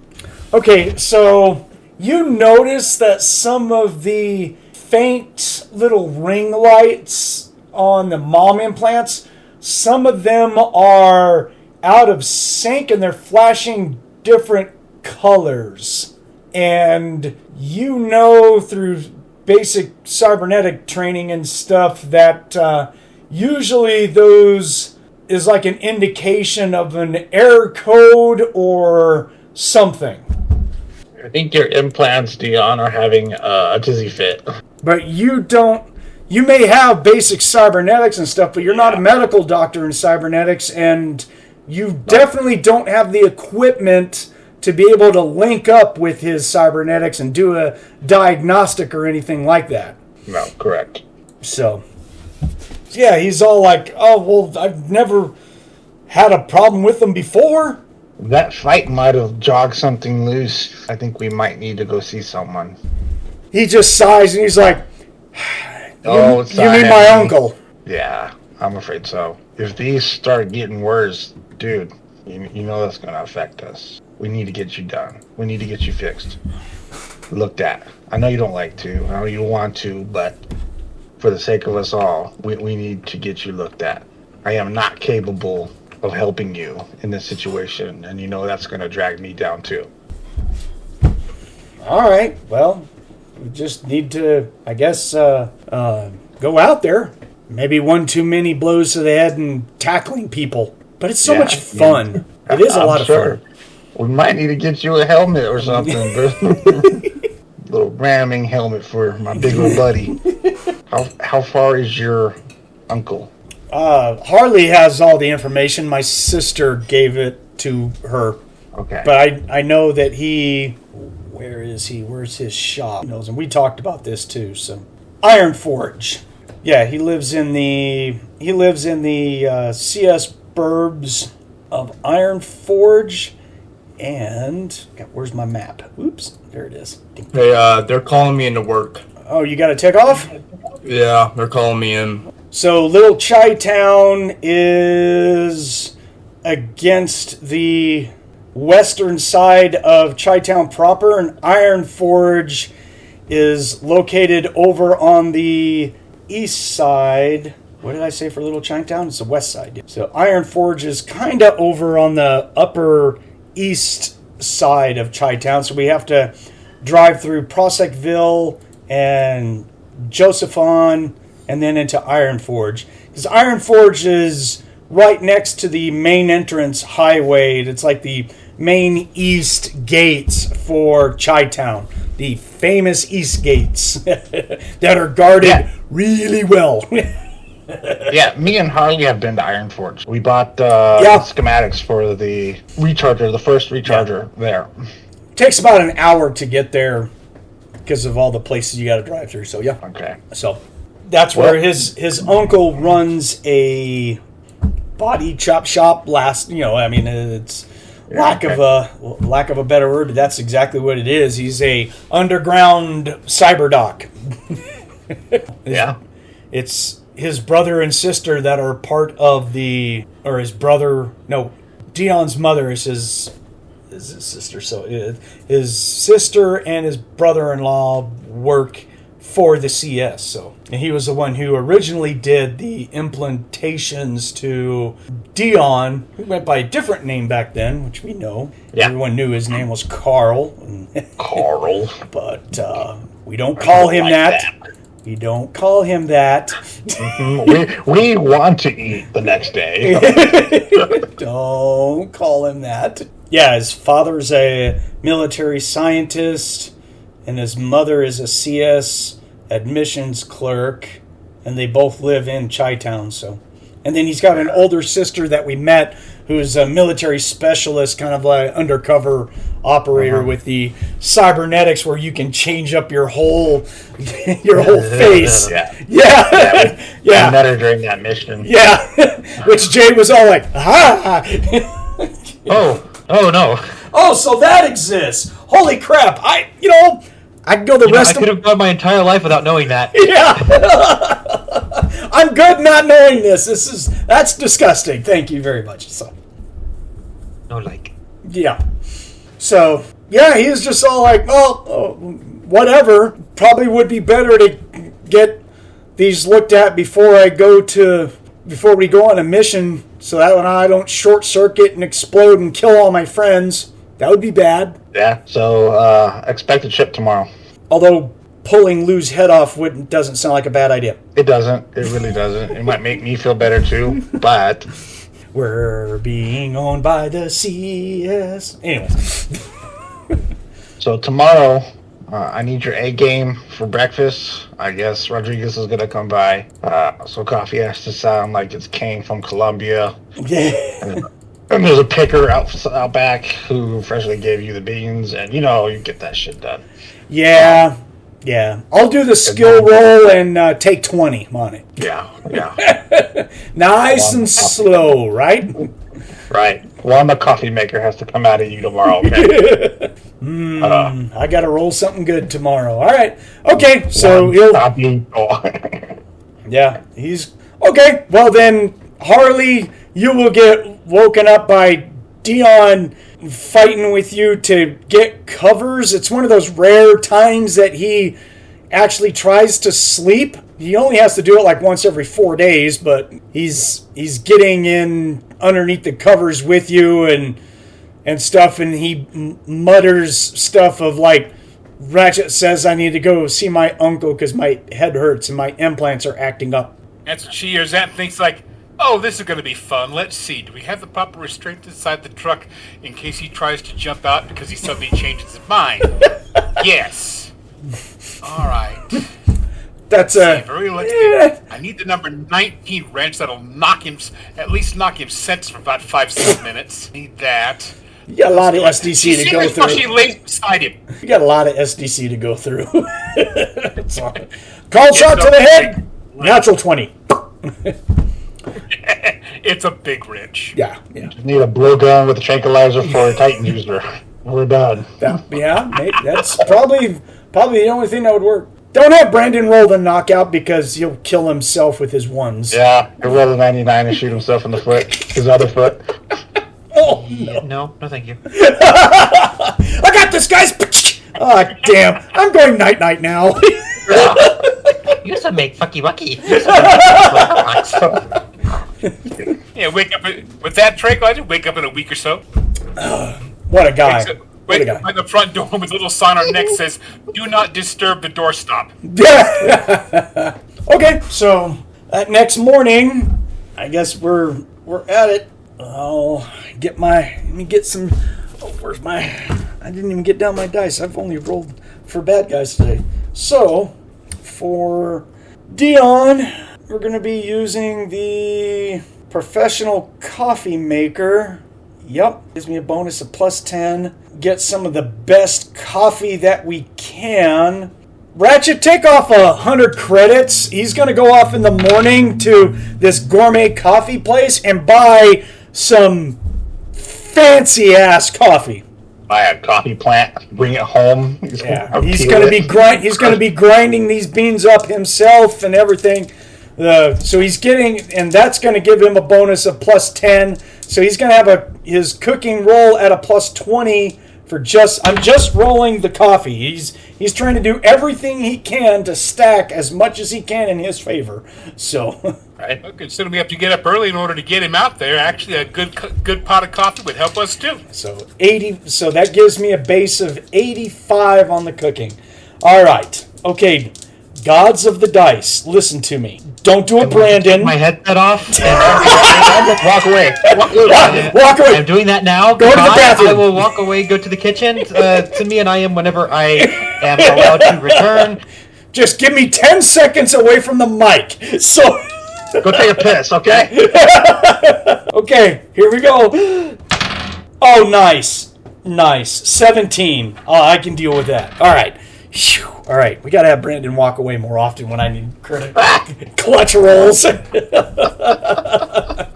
right, so you got a 17 for the coffee out of an 85. It's probably the best coffee we've just about ever had, really. I can't remember I've rolled that well, that big of a margin before. You rolled an +6 at one point for coffee, and one of the commanders came in and had a boner for it. Oh, yeah. Yeah, but that was the standard stuff what he had. Yeah. I remember correctly, we caught Rodriguez with a regular pot of regular stuff, but it was an +3. He smelled it. He hadn't had his coffee yet, and he wanted one. And when he tried it, he was hooked. He came back the next time, and then the next day is when what you said, he rolled another +6. Yep. And it's like, I'm coming back for this. Yeah. Mm-hmm. I rolled pretty good for coffee one time, and that Hark guy played it off, and it pissed off Dion. He was like, you like that shit. And the guy's like, it's okay. Yeah, you tasted better. Like, yeah, what do you? Yeah. She was ready to hit him. So he was like, you smug little bastard. So a separate roll for breakfast that day. How are we doing? 35. All right. Good deal. All right. Brandon, you can come back now. We made the rolls.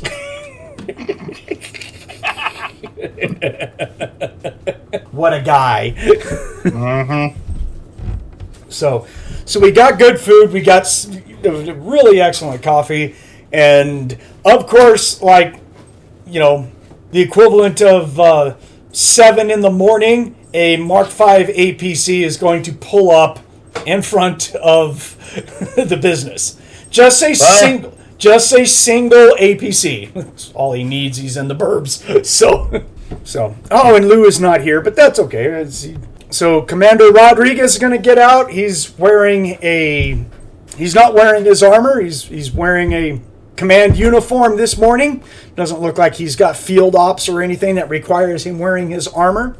He gets out. He's got, of course, his 3 Borgs are with him. Dink, dink, dink, dink, dink. If we can hear the APC before it pulls up, she'll open the door before he knocks.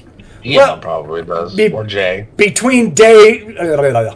She's try this again. You got that mixed up. Yeah, that was... Jay and Dion's Yeah. daughter. Ooh. Jay. Well, it has been written. That's our firstborn son. Oh. That's not right. That's not right. Harley's going to be mad. Just a little bit. Harley's going to be like, you had a kid with her before me? What? Hold on. Are you back, Brandon? Yes, but my phone is now in a bag with rice. Oh, no. Did you drop it in the toilet? I dropped it in the sink. Oh, okay. Well, at least that's cleaner. That's cleaner. I rolled a 17 and then a 36 for cooking breakfast. So thank you for that. And now we're talking about the future kids that Dion and Jay are going to have because we already named one. Don't ask. What? I said, don't ask.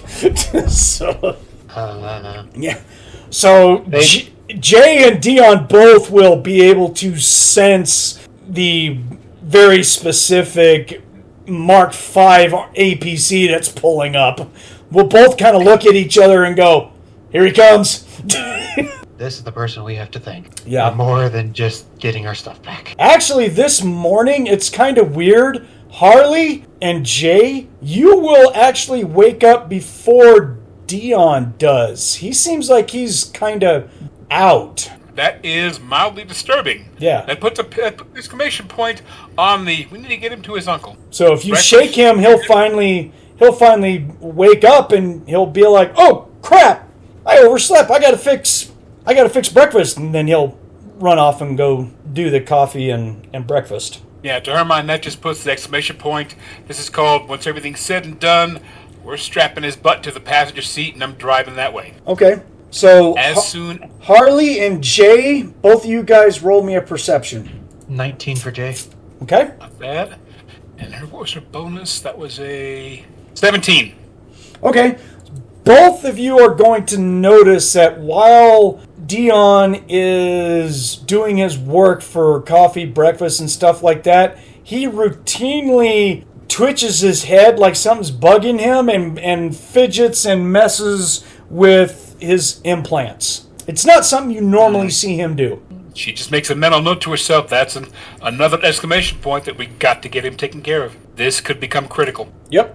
And that's something we do not need in the field. Yeah. So Ratchet, you gonna come down and do anything, or? I'll come down my boxers and a t-shirt. Cool. Have coffee. Get a boner. Yeah, he gives you coffee. You're happy about it and stuff. So Sit down at the table. are you going to say anything to Harley about early this morning, or are you keeping that to yourself?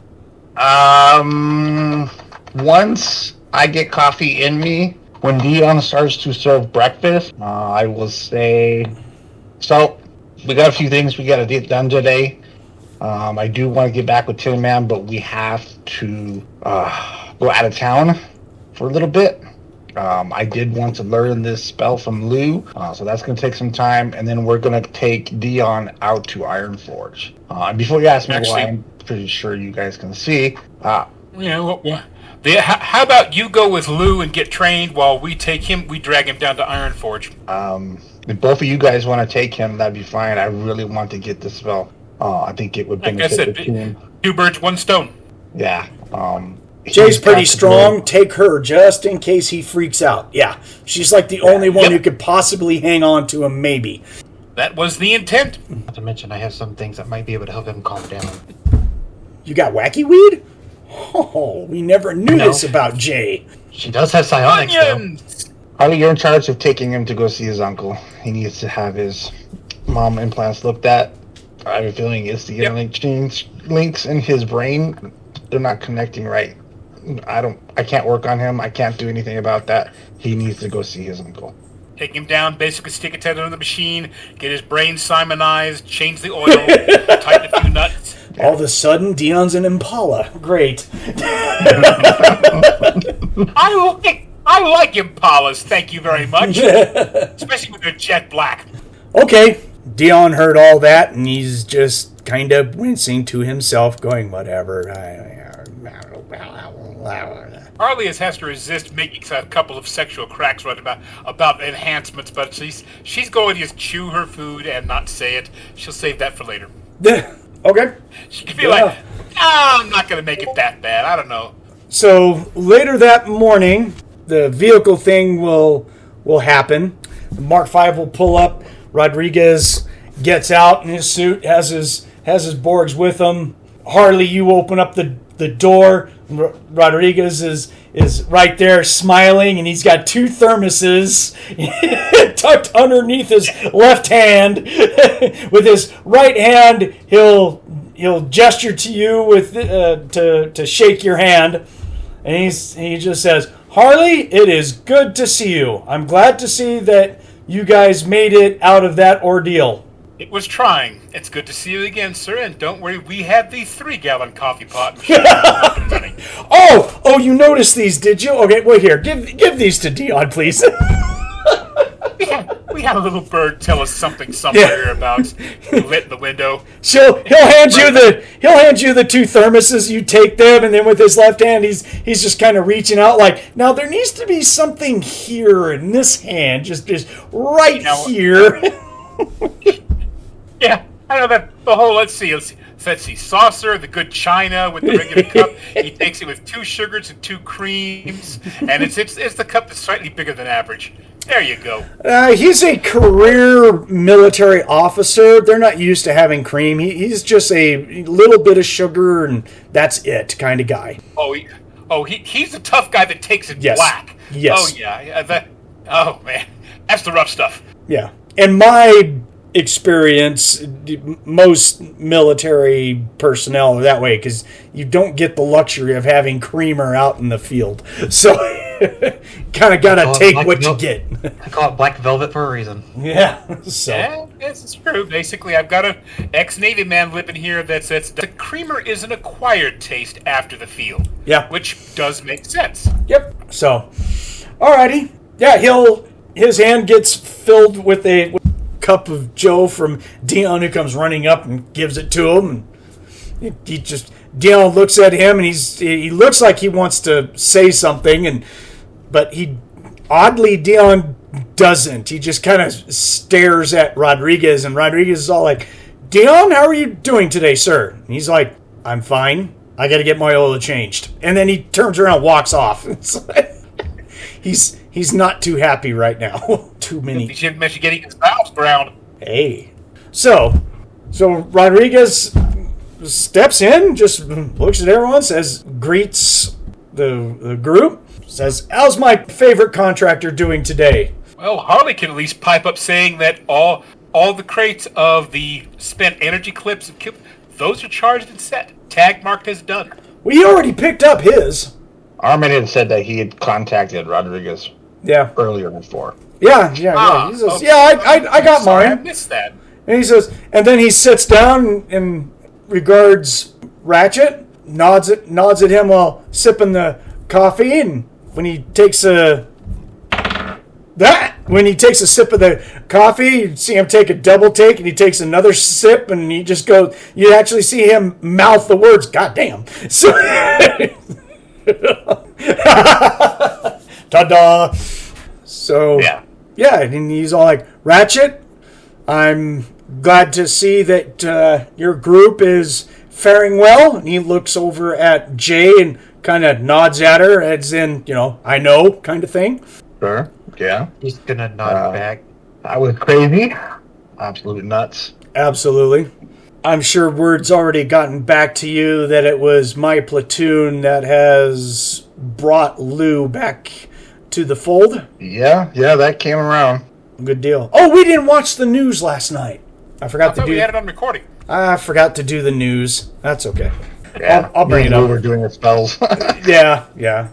For anyone who did watch, it was just a CS propaganda piece about how wonderful our CS army was in dispatching a nearby demon trying to set up shop and had minions of magic and such with him, and then it shows the coalition soldiers shooting up little demons and all kinds of stuff like that. So yeah, just a big propaganda piece. So anyways, he's just kicking back, and he was like, that was a bad situation that you unfortunately stumbled across, but it was good in a sense that we were able to rout a very powerful magic creature that was within 50 miles of Chi-Town proper. So It's safe to say that this being is eradicated. he will look right at Jay and just stare at her in a manner that even Jay, it's kind of like you get this steely command presence from him that only a military officer could muster up. He just looks at Jay with that steely officer look and just says he will not be attending the physical realm here ever again. My unit was very thorough. Then my toast He's of just coffee going to to- you and your group. Let out the biggest sigh of relief. It makes my breakfast. Sorry, Dion, but this is better news than your coffee. It's Dion's very good. doing dishes and eating. He's And twitching. and twitching and being mad because he has to go. But anyways, so okay, yeah, he continues on with. He had several mercenaries with him that were taken out. He had a very powerful psychic that was dealt with. Unfortunately, he had a creature with him that's like a juicer, but very much dead. It's Murder called... Wraith. Oh, you're familiar with them. Unfortunately, He's he's survived. We owe that one too. I wouldn't worry too much about him. I had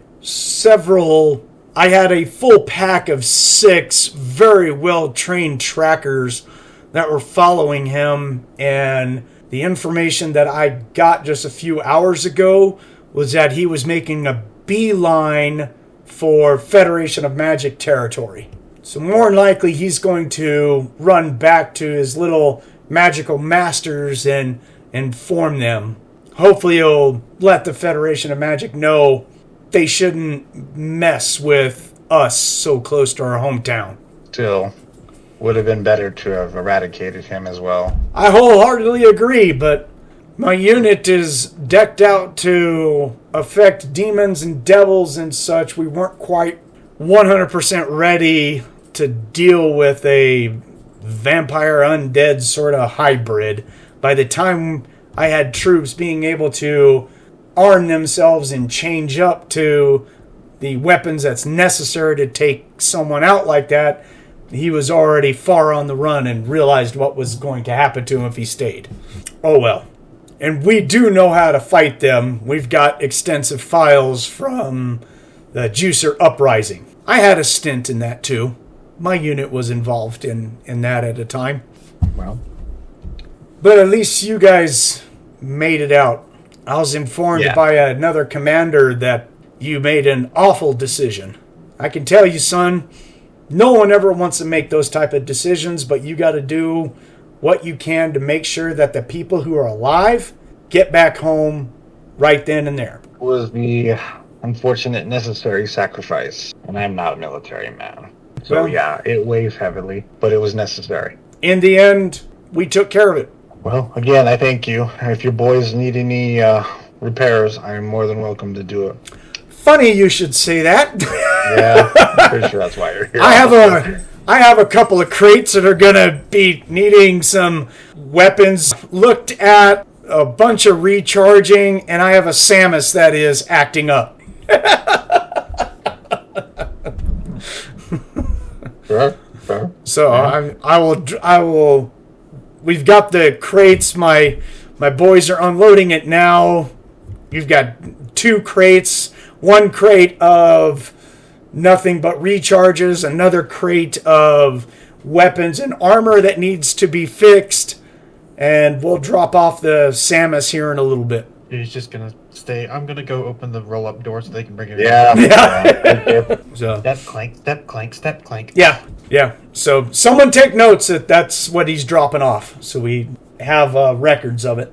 I don't know, Monte, Nick, whoever, or Monte and Nick, or whoever. I don't care, but just someone take notes on it. You basically said that they're dropping off two crates of empty ammo, 2 crates recharge. I thought it was a crate apiece. It is.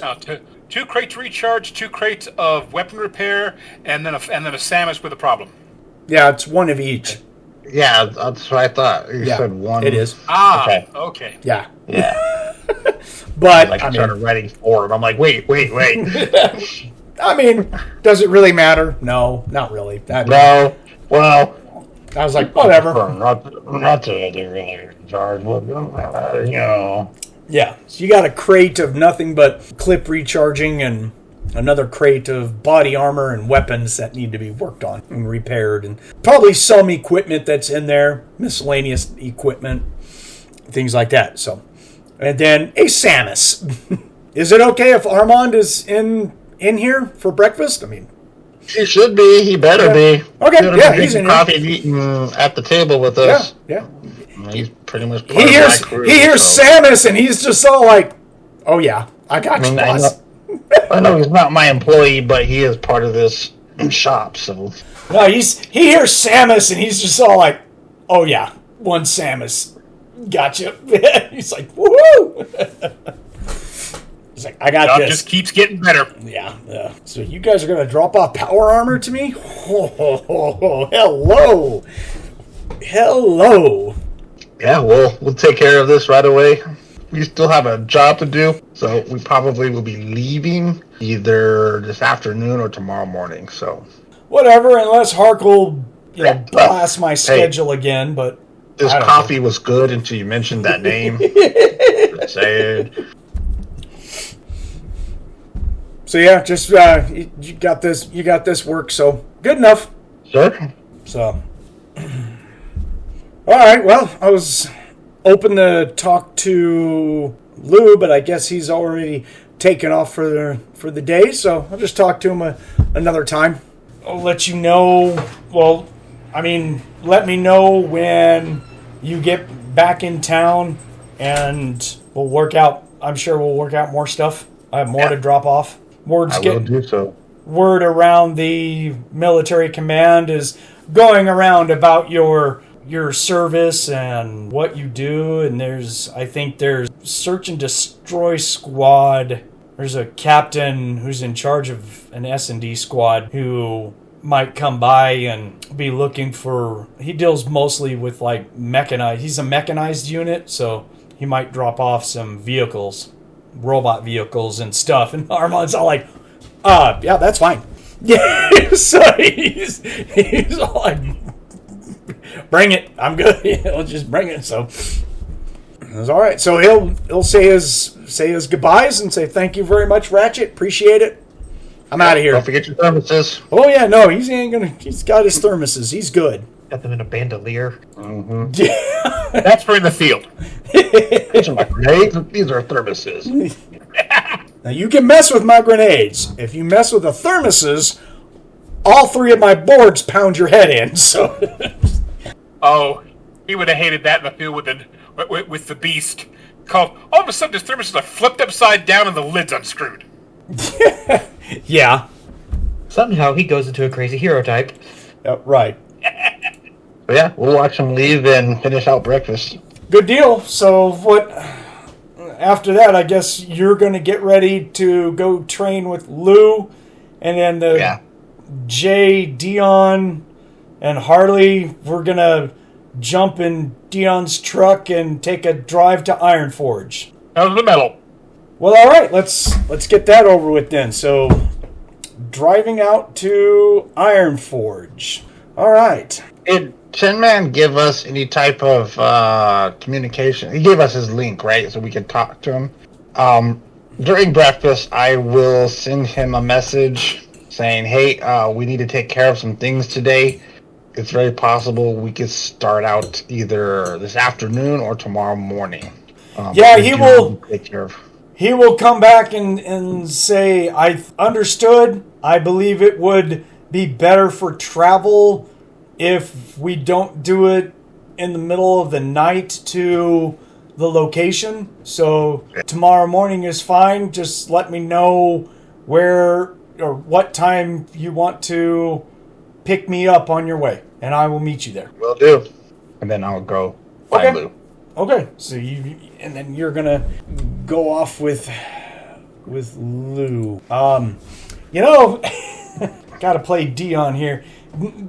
Dion is like, of course, super nervous and everything, and doesn't say anything against Ratchet you taking off, but you can tell he gives you the puppy dog I need my friend's eyes when we're all getting ready to leave. You know Dion well enough by now. Do you want me to go with you? I can go with you. You're gonna go train, and you need to train with Lou. He's nodding his head, while he's telling you. You're just like, That's fine. Then I guess I'm going to postpone the spell and go with Dion. Sorry, dude, I gotta play Dion. You're his best bud, man. I mean, he's... No, it makes sense. Other than Harley, I mean, you're the only one that he, really trusts, and he's kind of scared shitless right now, so he's all like... Yeah. I gotta go to my security blanket. Right. Where's my Ratchet? There it is. Back on the thumb, back on the thumb. I'll tell Lou that tomorrow, meet us here. Well, you can do it later today, hopefully. I mean, I don't think it will take too long. Maybe not. I don't know. Yeah, I'll just tell Lou either later on or, while we're going out to Tin Man, we're going to meet him tomorrow. And then we're going to take off for Tin Man's mission. I'm pretty sure Lou won't care, so you're like, whatever. Yeah, whatever. And then I will get in the truck with him. Armin will stay at the business, of course. It's what he does. Hey, Armin, if they come by with the mechanized unit... the Samus gets dropped off. Well, the Samus will be dropped off, but if the other group decides to show up, write down the contract or whatever, make sure it's set. Oh, yeah, but I got a Samus.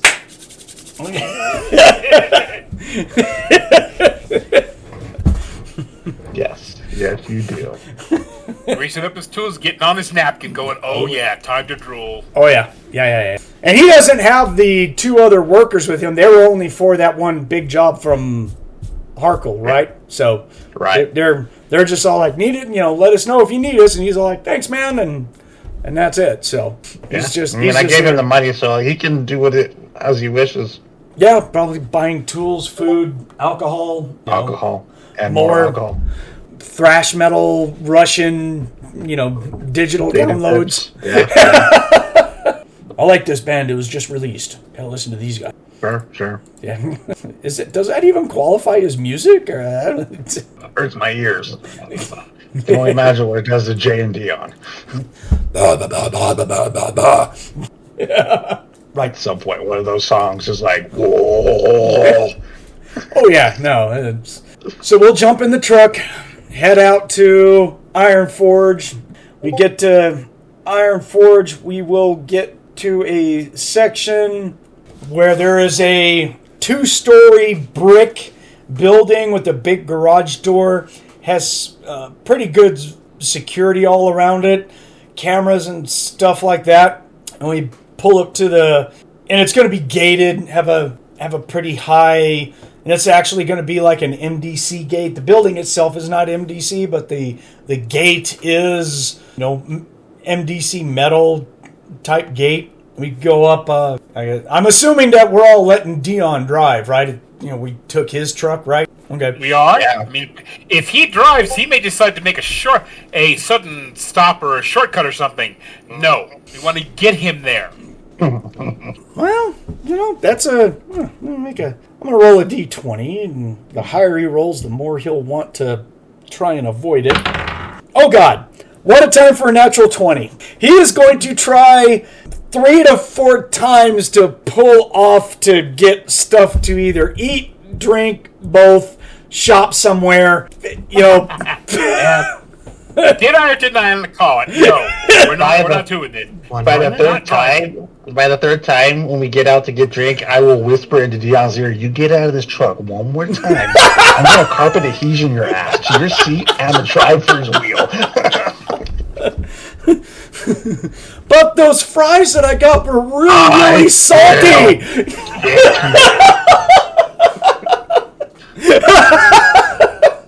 You really don't have much, Jay. That's got to be beneficial. I have empathic transmission. Unless you want to size sword his head, then we roll initiative, bitch. Let's get this going. But I am going to use empathic transmission peacefulness to help calm him down. Granted, not so much just trying to cancel any hostile emotions. I'm just trying to calm his nerves. Okay. Whoop. On the table. Oh wow. Okay. All right. He only got a 6 to save. He needs over a 10. So yeah. It's meant as a combat, stop combat type thing, but I feel like it'll help him calm down as well. Sure. Yeah. You're just all like wom wom wom wom wom. This will become combat if I have to start casting. Yeah. So he is. Take a breath, Dion. You'll be all right. So we're not doing the whole love thing. We don't need this child to pop out right now, right? No. Okay. All right. Hey. Peacefulness. Gonna make Harley really jealous, go whipping it out right here, going like, "All right, mama." No. She had litters, so. No, really. Okay. Yeah, no. Jay is not her type. Yeah. So Jay does the thing, and Dion just kind of is all like, "Fine." Alright. Mm-hmm. That's Oh, good. look. Listen to me. Oh look, donut Mark. Grab his head. You didn't see that. Boogly. Yeah. So we get up to this gate, and Dion reaches down, pushes a button, and a gruff male voice comes over the loudspeaker. "Yeah, what do you want?" And Dion will hold on. I forgot the name. Jesus. Oh. Dion states, "Uncle Herman, it's Dion." And then there's a pause, and the gate starts to open up, and he says, "Come on in, my boy, I've been waiting for you." So Dion's just all like, white knuckling the steering wheel now. So he'll drive through the gate, go up to the garage. This big corrugated garage door opens up. He's going to drive the truck into it. The garage looks like a really big garage with a scaffolding system. Like I said, this is a 2-story building, but this garage easily takes up the 2 stories just by itself and height-wise. Apparently he does a lot of mechanical stuff because he's got a gantry system with chain hoists and all kinds of stuff. So, and Dion will park the vehicle, and he starts to get out of the vehicle, although he's like nervous and fidgety and shit. Come on, buddy. Harley gets out and will gently poke Ratchet. We need to upgrade a little bit here at our garage. You know what I'm saying? Look around like, one of those. Wow, it's like, jeez. Yeah. I was thinking about expanding this store, the shop. Maybe put an add-on apartment for you guys. Yeah, That something. might actually be amusing. I'm pretty sure at this day and age you can easily order a the equivalent of a mobile building. I mean, we can do that today, where they just erect a steel building and go, ta-da, do what you want. Couple of sea cans, throw it at the end, weld them together, ta-da, apartment complex. Right? Yeah. You could easily do that. Yeah. That way nobody has to sleep inside the shop anymore. It'll be connected to the shop. But yeah, I see what you're getting. This guy's got a big shop over here. Yeah, he's got mechanical stuff and things like that. So, all right. So this older gentleman, he must be in his 60s, comes walking out. He's wearing a gray smock, not really a medical smock, but more like a mechanic's type smock, walking out. He's leaning on a metal cane, and it just looks like he's just having problems getting around. He's got natural legs, not bionic or anything. He's just kind of like tink, tink, tink. So he'll see Dion, and he's just all like, "Come here, my boy, come here." And they kind of embrace each other real quick. Everyone's going to notice that the old man is tearing up and getting a little emotional seeing Dion, especially in the way that he, after he's done giving him a nice hug. And I mean, they hold that hug for a while, kind of patting each other and everything. Jay, with your hearing, you will definitely be able to pick out that the uncle whispers at Dion, "It's really good to see you, my boy. You need to come and see me more. I really missed you. We're family," blah, blah, stuff like that. So they're done. So he was all like, fine. So he's going to grab Dion by the ear and bring him down. Dion will be like,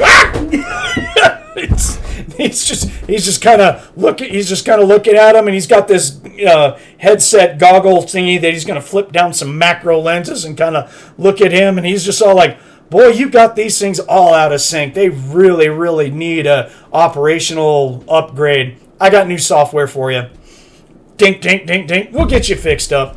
He's like, "To my workshop. Off with you." He's like, so We will continue to help encourage him to go in the right direction, not get lost in the process. no, he's just kind of like he knows where he's going. He's like, okay, I wouldn't be surprised if, I don't know, would Dion ever have brought Ratchet here? Because Dion grew up here in some parts. I mean, he grew up here. I don't know if he ever would have brought Ratchet here when they were hanging out together. I'm thinking not, so. I think when Dion met me and figured out, hey, this is a smart guy. He can take care of me and I can take care of him kind of situation. He just kind of stayed at the shop and we never went anywhere unnecessarily. Okay. That might have made him feel uncomfortable. Because a lot of the background stuff for his family you didn't know about, so. Especially with his whole sister thing. That threw everyone off. You're like... Yeah, we're like, what? Hey, you have a sister? Yeah. You have a sister, and it's... Pretty sure a lot of his family affairs he keeps to himself for... Oh, yeah. Well, that's on his character sheet that he keeps it to himself. Right. So, yeah, absolutely. So he would not take me here for any reason. Cool. So this will be our first time. Okay. Jay, will you please roll me your identify specific odors? It should be underneath your natural abilities. It is. I just had to find it because I have a lot of abilities. Identify odors. That is a 52 or 54% to go for. No, it's higher than that because you have plus 2% per level. So you have okay, plus 10. Yeah, so 64 is the target, but I got an 11. Okay. You're just, you're doing your normal thing that dog boys do. You're just sniffing around going like motor oil, that old man. Yeah, too much, is like whatever cologne or whatever soap that he uses, or he probably doesn't have any. But there is a scent in the air that you have picked up before, and that would be... Oh my gosh. I didn't write down her name here.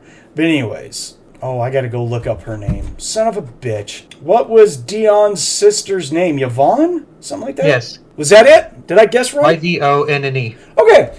So you pick up her scent. She's here. Jay will kind of sniff around a bit and then lean over to Ratchet. Dion's sister's here. Oh, okay. I don't know where. I can smell her. Well, that's fine. It's her family. Yeah, as soon as you tell Ratchet that... across the way where Dion is sulking off, he opens up a door, and you hear him go, "Oh, God damn it!"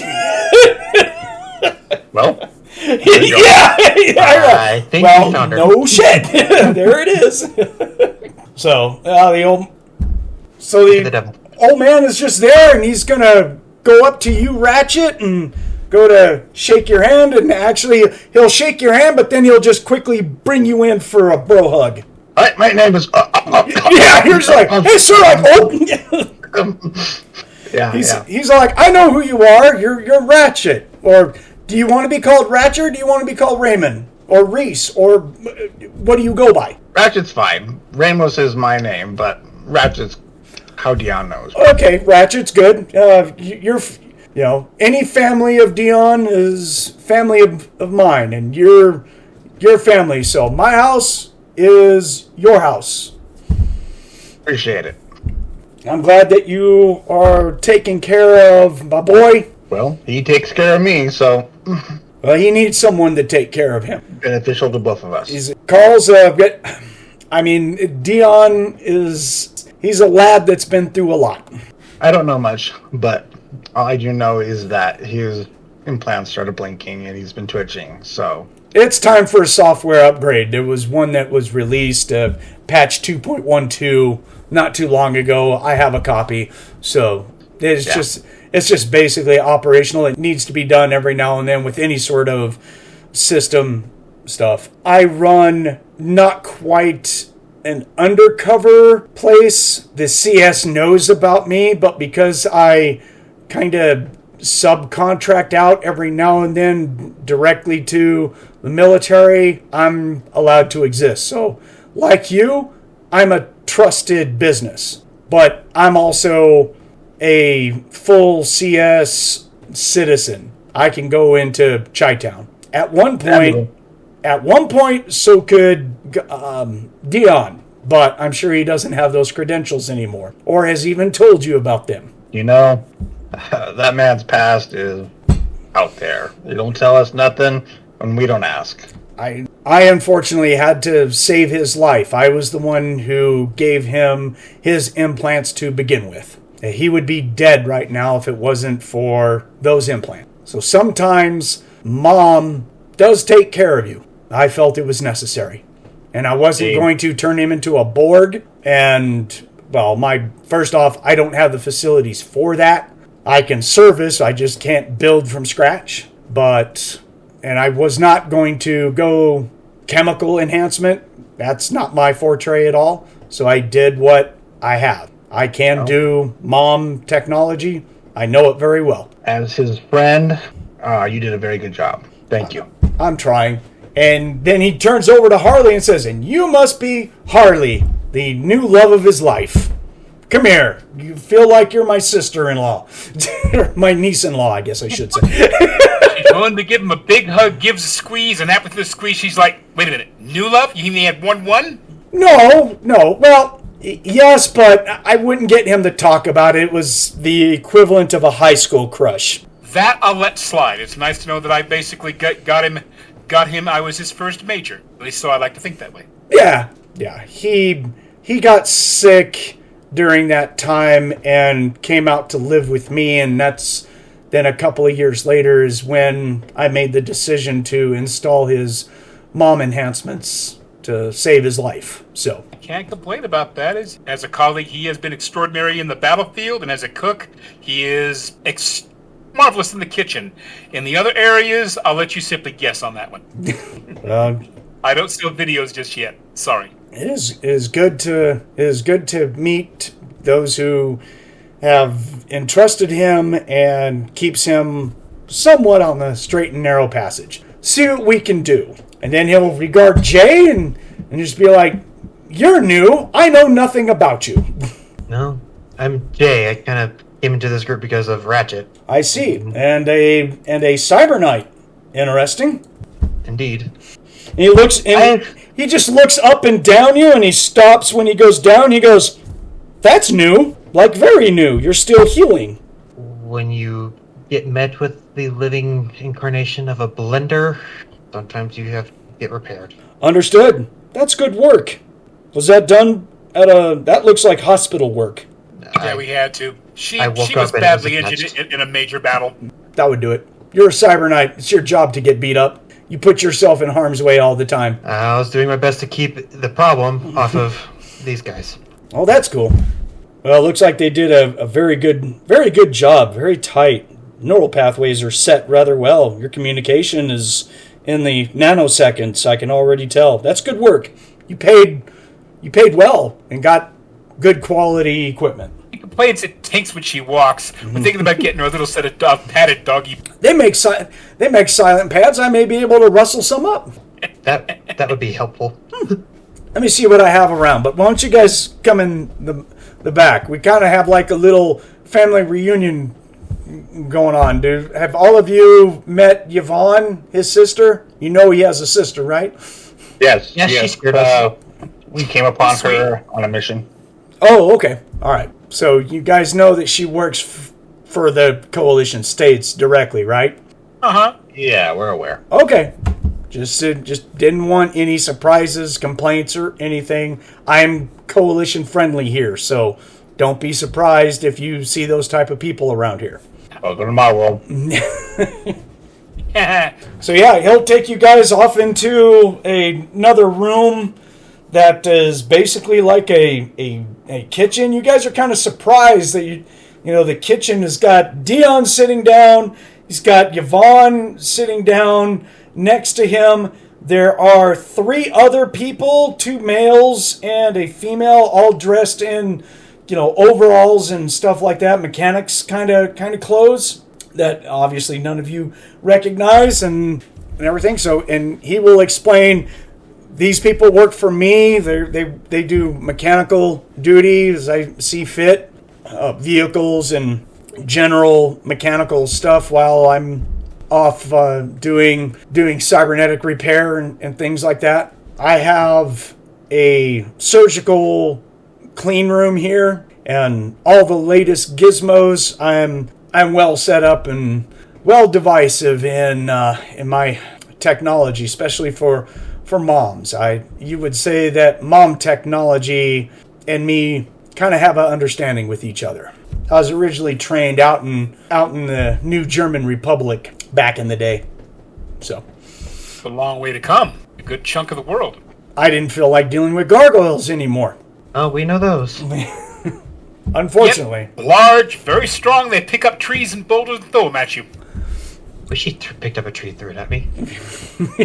So, all right, Dion, I have a patient that is sedated and working off her operation. So let's get you looked at, see what's going on. And so Yvonne will stand up and obviously say hi to everyone and give hugs to everyone. Anyone who wants to hug her, she offers the hug too. As long as she's not doing the weird face thing. No, it looks like Yvonne. So, and she's dressed in just like street clothes. She's not dressed up. And she'll tell you guys, it's like, hey, it's good to see you guys. I'm not on the job right now, so it's just a weird. It's just a weird coincidence that Dion shows up when I'm visiting our uncle. That's awesome. We had to get him down here. His head was blinking. Yeah. And Dion just looks at her and says, yeah. Just so convenient. Do you work for a guy named Lou? Yeah. Yeah. Oh, wow. Thomas, what are you doing back? I went over to my work and they said they didn't need me till 5. I was like, all right then. Well, all right. So, well, you get to listen in. I'm sorry, we're off doing stuff for Dion right now. I apologize, but anyways, just listen in for right now. We'll get you in a second, I'm sure. Hopefully, this won't be too long. So, yeah. So Yvonne gives a hug to Ratchet. Asks, how are you doing? Thank you for taking care of my brother. Yada yada yada. So, I won't necessarily hug her. I'll give her like a handshake. Okay. And a nod, but not much of a hug. All right. She doesn't seem affected by it. She's like, okay. Harley, what about you? He's going to squeeze the breath out of her. Oh, okay. Yeah, she's just all like, "Arr!" And she's all like, so, how's my brother doing? You taking care of him? Let's just say that the peanut gallery has no complaints yet in that particular regard. The only one that might complain is probably our resident mascot here, and I'm still trying to find a boyfriend for her that can withstand the hydromatic shocks of her hips. So the legend goes. Excuse you. There's no excuse for me. Yeah, Yvonne's just all like, oh, Have you not met Morgan? Yeah. Well, No. he did come by the Matter of fact, we hospital. haven't. Harley, he have. has come by the shop a few times. but he hasn't come by since they made out because he's out doing work. So, No, but Harley knows who it is. oh yeah, She does. You ever heard of tease? Harley does not know about make out at the hospital.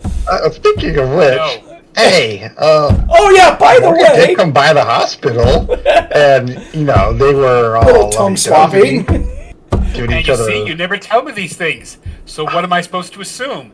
She's lonely and has no boyfriend. Well, she does would- now. Not everything's all kiss and tell. She does now. Kiss I and was in tell. that room. They were all kissing. Oh, Oh goodness. God, and here I thought I was the blunt one.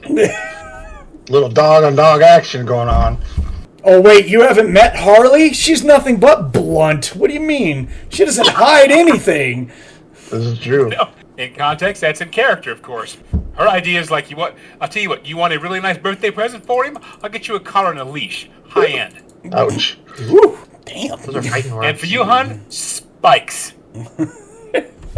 Ooh. Damn. Woven braided leather from some really high-end shop. I'll have it sent it from Texas. Oh boy.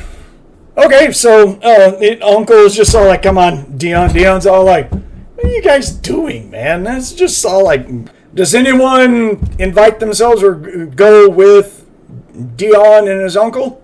Do you want us to go with you, Dion? Dion's all like, Ratchet. And he's just all like, Ratchet, get over here. All right, I'll go with you. Okay. Yvonne's all like, I'm going to sit here and talk with my sisters. So, This is good. Get out the snacks and tea. This is going to be fun. oh no. So much to tell you. Damn. You know how cute it sounds when Lou has a dream during the night and she kind of whimpers and her leg twitches? Wait, Lou? Our dog girl. I'll just put it that way. Oh, but that's not Lou. Now you sound know. like me mixing up all the names. Thought that's my thing. Don't try and take my thing good. away from me. Yeah, It's go going back. around. It's going around the room. No, the other day when I was Around making the out room, with I Lou in the hallway. Wait, what? Gonna start off like roll call. Lou, are you But dipping your pen in the company ink again? introducing our lovely dog girl who is she? She's company mascot. Well, Yvonne's met her before, so she's just I all was like, present for when she freaked us out. yeah, so. It's true. It's true. She'll just give you a handshake. She won't go after a hug because she knows that you don't like CS people, so. Yeah. She'll go for a handshake. Okay. So, yeah, she just sits down. She's just all like, Uncle Herman is absolutely the best when it comes to cybernetic repair and diagnostics. He doesn't quite have the full hospital facilities to do, implantation and amputations and stuff, but he's the best at diagnostics and repairs and upgrades. He's fantastic. In fact, Dion's going to be probably a little different because Uncle Herman said that he got a hold of some technology during a trade meet, and he wants to do an upgrade to Dion's not only software but just to hardware. He had some sort of upgrade he was going to give him. As long as it doesn't mess with his ability to brew coffee or make food. Other than that, I don't we'll be think relatively so. okay. But remember, with all the voices in his head, as time goes by, they tend to get a little bit more twitchy and kind of, they develop quirks over time a lot. We have a CS Reclamation Squad commander that happens to love his coffee. It's not a relationship I want to really ruin right now, if at all possible. Oh, if you're in with with a unit, that's the way to go. Yeah, I don't know like I too said, many units like that. I do deep undercover work and stuff. So Like I said, he did. The commander just happened to come in the morning when Dion made a particularly fantastic batch. He had not had his yet. He tried some. End result is he came back again, and then came back again. We started seeing more of him with the orders and so forth. Yeah. The thermos became part of his personal gear, and now recently he has added to his gear and added a second thermos of large size. So what commander is this? Commander Rodriguez. See, blunt. So information meet baseball bat. Harley meet information. So she don't hold anything in, man. Nope. Whoops. That is subtle as a bank suddenly getting a new drive-through. Yeah. So she's That's about it. So she just sits back and she's all like, interesting. So that's the recrimination. Calls himself Recrimination Squad, but he's really a whole platoon of special forces. They do a lot of dirty work against demons, devils, dragons, and the supernaturals. Those guys are just fit to slaughter the big stuff. That's very interesting that you're in with them. They're a major player. Like I said, he comes by on a regular basis. We get coffee. We do work for him, recharge clips and so forth, and whatever technical problems within our ability that we can handle. So you guys have a contract with the CS to do this, or is he just doing it on the outside? As far as I know, as far as I understand, with Ratchet, we got a contract. I mean, we are considered.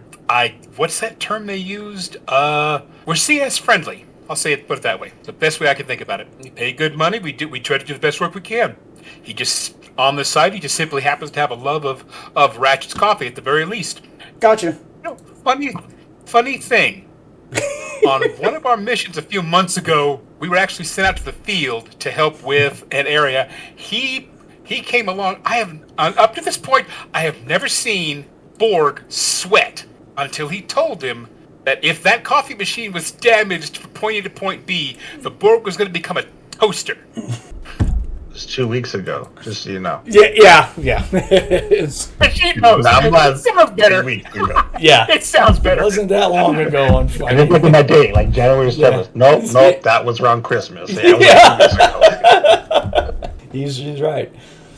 Okay, so Ratchet, you go back. He goes down a hallway, goes through some pressure doors that hit a elevator, goes down a few levels. Obviously, his laboratory is underground, which is kind of impressive. You're like, really? So he'll come out into a laboratory, and it's got plastic drapes, and just think of how a big ass laboratory would work. He has a ton of electrical diagnostic equipment in here that makes you drool. Function generators, signal generators, power sources of all different types, just anything. And this guy has got. There's even like pre-riffs, like oscilloscopes and stuff like that. You're just all like, oh my god, I hadn't seen one of those in forever. You're like, geez, I want to play with MSO 986. Yeah, you're like, oh my god, a 9-channel? Oh lord, I can't. What I could do. Next paradise down here. Yeah, you're just all like, oh my goodness gracious. So he leads him over to a chair, sits Dion down, goes to the back of Dion's head to one of the mom implants, mutters something of all like, the master electronic bypass switch is back here. This is where you do your communications. He says, which obviously is not known unless you're mom trained. So they hide the access to these. But so he takes out a special key that looks like it's magnetically driven, goes around the backside of a mom implant and passes it a few times, and you see a little access door go open up, and there's a equivalent of like a USB-C port there, and he plugs into it, and you see Dion's like, so, Uncle, how long is this going to take?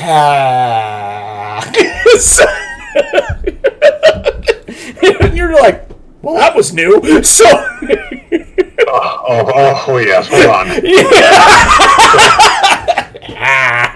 All right. Oh, this is so going on Facebook. To the communicators to the girl. He just quiets down. He's no longer fidgeting, and he's just looked like he's just out of it. His eyes close and stuff. And Herman's just all like, it's okay. I initiated a shutdown protocol. They go through this when they do their regeneration once every 4 days. I just manually put him into that state. So he brings up on the computer. It's got like, 6 big ass monitors, and he's like manipulating every one of them. So he's just like, God, I want that. How do I set this up? Underground secret base. Yeah.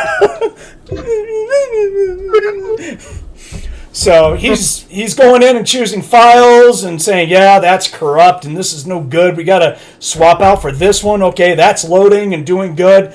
And then he's going to go over and pick up this metal gray box. He's going to open it up, and inside is going to be what looks like a mom implant. And he picks it up, and he was all like, I'm going to upgrade his mom implants with one of these. And hold on. I need to get out. What was that? Source. I don't have that source book. Give me a second. Sorry, guys. How dare you? I know. I didn't think about it. This day's all role playing. I'm trying to get through it quick, but we just have. You're fine. Yeah, we have tons of stuff to get through, so it was all like, okay, so I need the Mindwork books open, and I need to go to page 23. All right. That's where I got to go. There we go. So he says, so because he is a minor psychic and he automatically with the implants and everything, although I will tell you that as a boy, he did have access to minor psychic abilities. Mom implants can increase those and develop them over time, especially when they're first calibrated to the brain waves. When they're first calibrated to the brain waves, they can actually have a weird induction with developing psionic abilities. So, in short, there are mechanical ways to artificially induce psionic powers. There has been a lot of studies in Germany where this technology first came from that backs all this up. This little baby right here is going to make his sixth sense abilities go in overdrive. I'm hoping to give him an advanced sixth sense that's going to make him a little bit faster and he'll react better in danger. Definitely could use that. So it says that's what this unit is called. It's an advanced sixth sense module made for mom technologies, and this came from some research friends of mine that I traded with from Germany. So I've been holding on to this for several months and knew that Dion could probably use this. So interesting. Yeah, and basically what it means that not only is he automatically going to sense when something is going to happen, he will actually be able to react to it seemingly before the danger happens. Like if he's eating something that is poisonous, the advanced module will kick in and will react in nanoseconds, which then sends impulses for him not to provide it, which the brain then says, oh, we shouldn't do that. And it will seem like he does it out of time. It is that fast. The synaptic synapsis speed is heightened to the point of precognitive abilities that are tied in with sixth sense. So poisons, if he's trapped, things like that. It will show him flashes of impending danger that he can react to before it happens. So it should help him out and help you guys out. And I think it might. I don't think it's going to make him any more jittery. That's just the basis of the mom implants. It'll definitely help him out in the long run, I think. I trust you. You know what you're doing. So, unfortunately, with any sort of mom implants, we'll have to look after him because there might be some sort of behavioral stuff that the mom implants that creates or devises or enhances whatever quirks that he has now. And I know that over time he's already developed some. So if you could tell me what he's developed, I can kind of better prepare what might happen. Have you, over the past time that you've known him, has he developed any more quirks and or little side habits and things that he likes to do? Well, let's see. He likes to cook. Well, he's always had a knack for that. So if that's been heightened, that's fine. That's harmless. Yeah, it's come to a professional grade. He does coffee, which pretty much is part of cooking, I suppose. He likes fancy clothes. He got into the habit of dressing up. The coffee and the clothes is new. I wasn't quite prepared for that. When he drinks the coffee, does he seem like he gets faster and bigger? Okay, so he's developed what we call a superhero syndrome, is what that psychologically turns into.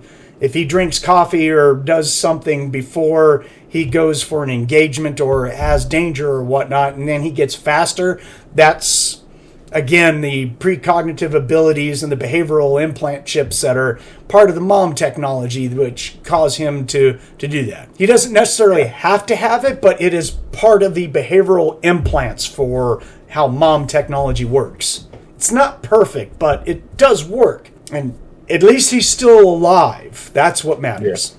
Okay, that's good stuff. So he dresses different. He acts. Has he developed any sort of like phobias or is frightened by anything? Or he is afraid of heights. That's a new one. Okay, we're gonna have to keep an eye on that one. That's a new one. Okay, well we'll watch that. So he's gonna take an old module and uses a special tool. And it's like a thread lock and a little locking cap, and he just basically with a sickening kind of a little crunch and takes some skin with it. He takes off one of the mom implants, takes this implant and sets it in there, and gets some electronic tools, does some micro soldering. It looks like gets out pair of goggles, they're very high magnification micro goggles, and and while he's working, he's got a bad habit you pick up that he likes to talk about everything that he does to himself. Mine with Ratchet, well, he's talking about, he was like, these size 12 micro wires, why do they have this? A current conducting capacity of these and that. And he's giving off specs and stuff. And you as an electrical engineer and everything, you're just all like, okay. Okay. All right. Okay. This dude knows his shit. Yeah, you're just like, I couldn't do that shit. All right, sounds good. Oh, the Ratchet probably sitting there like, Gonna start taking notes? Yeah, write this shit down. This is kind of thinking about using a 12 gauge with an yeah. Oh goodness, I need table 2. This is page 17. I got to make a roll. Unfortunately, it's just one of those things. Damn you. Yeah, I need side effects table 2. Side effects table 2. All right. Do I make this roll myself, or do I have one of you guys roll it for me? Ratchet, you're my best buddy. I'm gonna put Dion's life in your capable hands, there, brother. Roll me a %. All right, I'm gonna turn him gay. Sorry, Harley. And by the way, these tables are based out of Sourcebook 3 Mindworks, because this is actually a Mindworks module that came from the Angel of Death. Thankfully, it's not exactly from her. It's an NGR clone of her work, but it's her work. So You could actually almost say that the original mom stuff is her work. She's that old. But anyways, this goes into history no one has access to other than if you're a long-ass Rifts player, you go like, oh, mine were shit. Yeah, that's what he's getting. So he's getting an upgrade. But unfortunately, with any mom upgrades, ta-da, tables. All right, so I rolled a 58. 58. Okay. Oh, thank goodness it doesn't happen towards juicers. I still hate juicers. Awesome. That'll be actually kind of interesting. Where the fuck am I going to put this on his character sheet? I've got everything eaten up for all of his psychoses, man. This guy's... It's not an obsession. It's not a phobia. It's a side effect. Okay, I'll put it over here. Alrighty. All right. Okay. As long as he's not wearing his underwear outside his pants or an Italian restaurant checkered dinner, tablecloth has a cape, I'm happy. Yeah. Well, I don't mean to keep you guys in suspense, but it is a role-playing thing. So I'm going to wait till the situation comes out and we'll role-play it. Fine. Just like everyone else. I mean, when they failed their saves last week, I unfortunately said something about Brandon's character I should not have. Sorry about that, Brandon, but we would have all guessed it. It's already started playing. Yeah. It looked at the word. Yeah, when when the dreaded word came out, we would have figured it out. She don't like them no more. This is bad. So yeah, but so yeah, it's a role playing thing. I'm just gonna keep it to him. It's not. I don't see. Yeah, it'll come up, but That's fine. yeah, we'll play it when we get to it. It's kind of interesting. It's gonna be very interesting. Just like mine. Yeah, it's not hindering in any way. It's actually kind of a little bit cool, little bit of. But yeah, so he will. At least he didn't get the enhanced strength module. Good lord, that's all he would need. Why is he able to bench press a Titan juicer? Oh, He's trying to push him back down. dude, the enhanced strength one it's disgusting. I'm sitting there thinking, let's see, he's picked up a motorcycle, now he's graduated to an APC? Yeah. But what he's getting is the advanced sixth sense. So it's a cybernetic implant. It actually works with. You actually have to be a minor psychic to be able, and a crazy to get this. So he's just being augmented with an enhanced sixth sense. So he's going to get some more bonuses and this precognitive flashes during sixth sense. And he basically can't be ambushed at all or poisoned or anything like that. So if he starts to drink something that's poison, his body goes, no. He's like, okay. Hey, I'm not supposed to drink that. So it's really weird. It's really funky. So, all right. So we go through that. It's going to take him roughly about an hour or so. He may ask you, go take a break, go talk to everyone while I'm uploading the programming, do what you need to. Or if you want to play with stuff, even then, you seem to know your technology, so he'll go through and tell you stuff. And Show me some of the old pre-riff stuff, and then I'll be like, oh yeah, he's just like, this is an old phosphor oscilloscope. It came out in pre-riffs days of what they called the 1990s. Oh, damn. This is what they did. You could hook up these batteries and follow this trace line and tell your frequency this way. And this was the old way of doing it instead of a computer measuring it, because they can go off and be wrong in their analysis study. And he just fucking just blah. So the two of you get technical diarrhea of the mouth. So yes. And you learn some shit. You're just all like... So, oh, sensei. Oh yeah. And you see a piece of equipment that you're just looking at, going like, "Wow, that is so cool," and everything. Oh. And he gives off the make model of it, and he was all like, "Yeah, that's like one of my mid units that I've picked up. I've got much better ones. It's over there." He says, "But it's multi-channel. It's used for." You can use it as a signal and noise ratio and electronics and, for troubleshooting that, blah, blah, blah, blah. You're just like, blah, blah, blah, blah. He was all like, I don't use it that much anymore, but it's kind of cool to keep it around. Yeah, you know what? Do you want it? Yeah, I would really like it.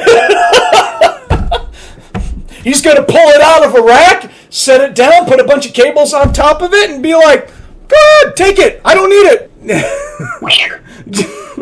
Dadu, can I call you Dadu? I think So I I- just found a new best friend. Yeah. So just write down that you have professional electronic diagnostic equipment. It gives you a plus 10% to electrical troubleshooting. Big bonus. This machine's the duck. Plus 10%. Yes, plus 10% to electrical diagnosis.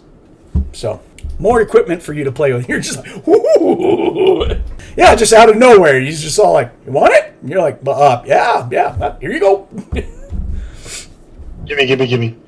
Which he's all like, "Finally, I can put that BSO 9000 somewhere, cleaned up a rack space. Thing's been sitting there for a couple of years. Yeah, you're welcome. Go set that up now." I have to come over here more often. Yeah, if he finds out that you're an electronic whiz, he's obviously that's one of his biggest things. He'll show you work that he's been doing, and he's got a Husky toolbox, 3-sectional, massive toolbox that is filled with nothing but mom implants. You see used ones, brand new ones. He's just like pulling things out and showing them to you. He's like, "This is a Synapsys restarter. This is that, blah, blah, blah, blah, blah, blah." You know, you're just like, "I'm sorry, I was too busy drooling on myself." During all this, though, I will not tell him that I am a TW. Okay. It never comes up. Cool. Unless you, like you said, you bring it up. But, I mean, you're asking about the equipment, so he's going to catch on that you are at least an electrical engineer and probably talk to you about mechanical stuff, which you give him talking to, and he's just all like, he's going to catch on that you're, he's talking to you like an operator. You guys are going to talk techno to each other. It's just going to be wee. So Yeah, I mean, we'll go mechanical, technical. I mean, I have no clue if Yvonne had told him who I was or if she even knew what I was. it's probably a good idea as a military specialist that she probably knows who you are. Right. But I'm not going to bring it up initially with him. Yeah. Just mechanical, technical. Okay. No, he doesn't bring it up. He's just all like, "Oh, you do this stuff, that stuff, and everything." So, you tell him about your shop because he's going to be like, "Oh, so you have a shop and you do contracts with them." So it's obvious. It's like, electrical, mechanical, and now you have someone that helps out with robots. He's all like, that's good stuff. He says, "I don't have a person that works on robots." He said, "That's a little bit too big for me. If you have those capabilities, you're okay. Especially if you're a CS trusted business, you will be doing just fine." Yeah. That I am. I added that to my character sheet. Cool. So you sit there and just talk shop with him. So Yeah, pretty much. all right. He reboots Dion. So the past hour, anything going on with the girl yakking outside here in the waiting room? Harley's quietly taking stock as to how far she can go and how red our little dog girl's face can get. Oh, good Lord. Never seen a fell blush that color. That's pretty impressive. There's gonna be some quiet grumbling, growling. Bullshit. Yeah.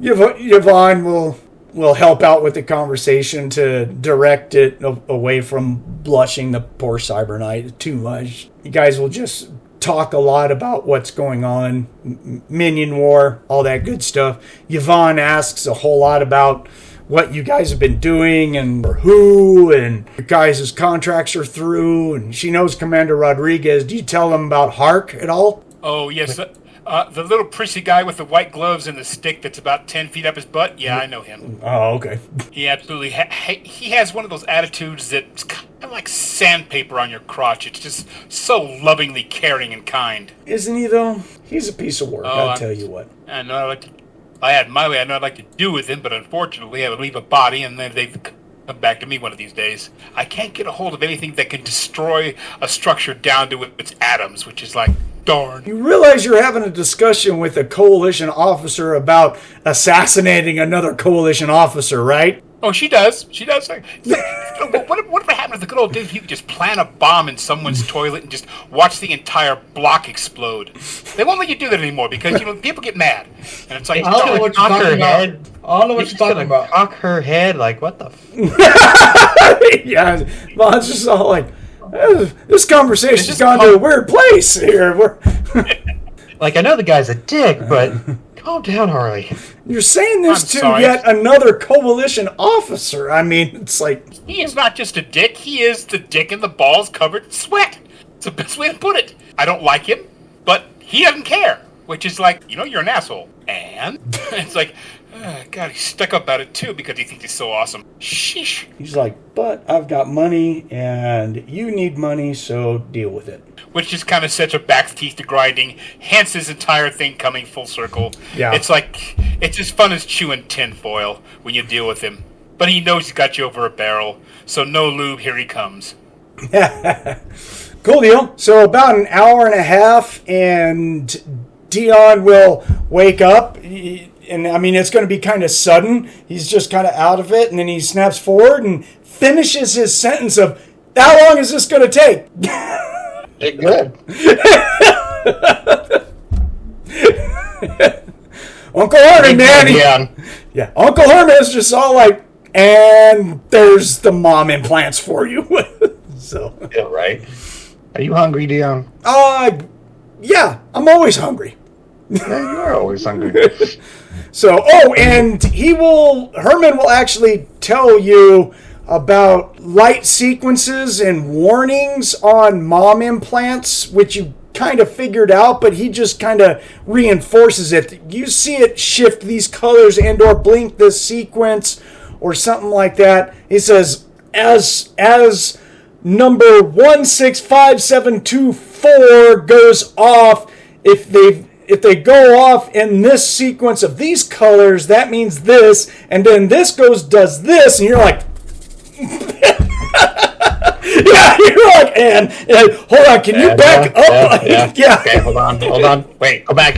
A few numbers. Oh, yeah, right, good. Got it. Yeah, so he just gives you some troubleshooting techniques on when to recognize that mom implants are in error, either due to software or to trauma or something weird or whatnot. So, Cool. yeah. And then, of course, when he's done, he's rebooting them. He's all like, not many people know this, but just for your information for Dion, number 7 is the prime, what we call the prime initiator. If that unit gets damaged, all the other units are no good. So I will make mental note of which one that is. yeah. So you're not going to have access to it without this equipment and everything. But just to let you know, that's the Achilles heel, unfortunately. Okay. And there is we've never been able to get away with trying to split up the primaries of the operating system. Every time we've tried to separate them, it's just a catastrophic crash across the board. So it's just something we got to live with. So that's why there's multiples, because each one of them have to handle certain data paths. So, but the primary one, it's this one on him. It changes according to whatever operator does the work on a crazy. They can put them wherever they want. But for Dion, it's right here. If that one gets damaged, he's in trouble. Cool. Yeah. I will keep an eye on that. And it's towards the back, so you're just all like, okay, so it's not one of the ones that he uses when he's ramming people. Okay, that's good. So you're like, whew. Can we move that, like, to his butthole or something? I mean, it's... That ain't a good place for it, Except on Taco Night. Oh! He farts and reboots himself. Okay. That would suck. What happened to our Dion? He reset. Look at shit, and now he's in a coma in the bathroom. Right. Elvis? Yeah. So, so Dion's all like, oh, hey, I don't have headaches anything more, and the world's not all weird. And he's all like, your system's been upgraded, Dion. You're a good boy. You're doing just fine. Oh, and he would tell you, you don't need to tell him about the upgrade. You can if you want, but it's an intuitive thing. really won't know until it happens. So, Wait, sure. yeah. All he needs to know. Uncle Homer's all like, I upgraded your software. Your diagnostics is fine. I cleaned out some bugs. And he's like, I had bugs in my head. And he's like, electronic bugs. We've talked this about big, dude. Yeah. He's digging all up inside there. And we had to get tweezers. Oh man, you should have seen me. what bugs in my head? But Well, you don't have them anymore. We got them all. so he made Dion stand up and go through some cognitive tests where, he's just kind of lifting things and walking around and stuff like that. And he's like, okay, well, let's go see your sister, Ratchet. Will you can escort him out. All right. Yeah. And then suddenly Dion will turn, he'll just turn around and catch a little dart that comes out of the air, because Uncle Herman's holding like an air hypo thing, and he just catches that out of nowhere, and he's all like, Unc, and he's just like, just testing your reflexes, son. That'll work just fine, thank you. That's funny because I was thinking about throwing something at him just now. so he looks over at Ratchet like, good test. Good. So, All right, Dion, come on. Let's get out of here. can we stop by all the places that you kept me from stopping by on the way here? Yes, I won't carpet adhesion your ass. I mean, I won't strap you down into the seat by any means necessary. Okay, I get it.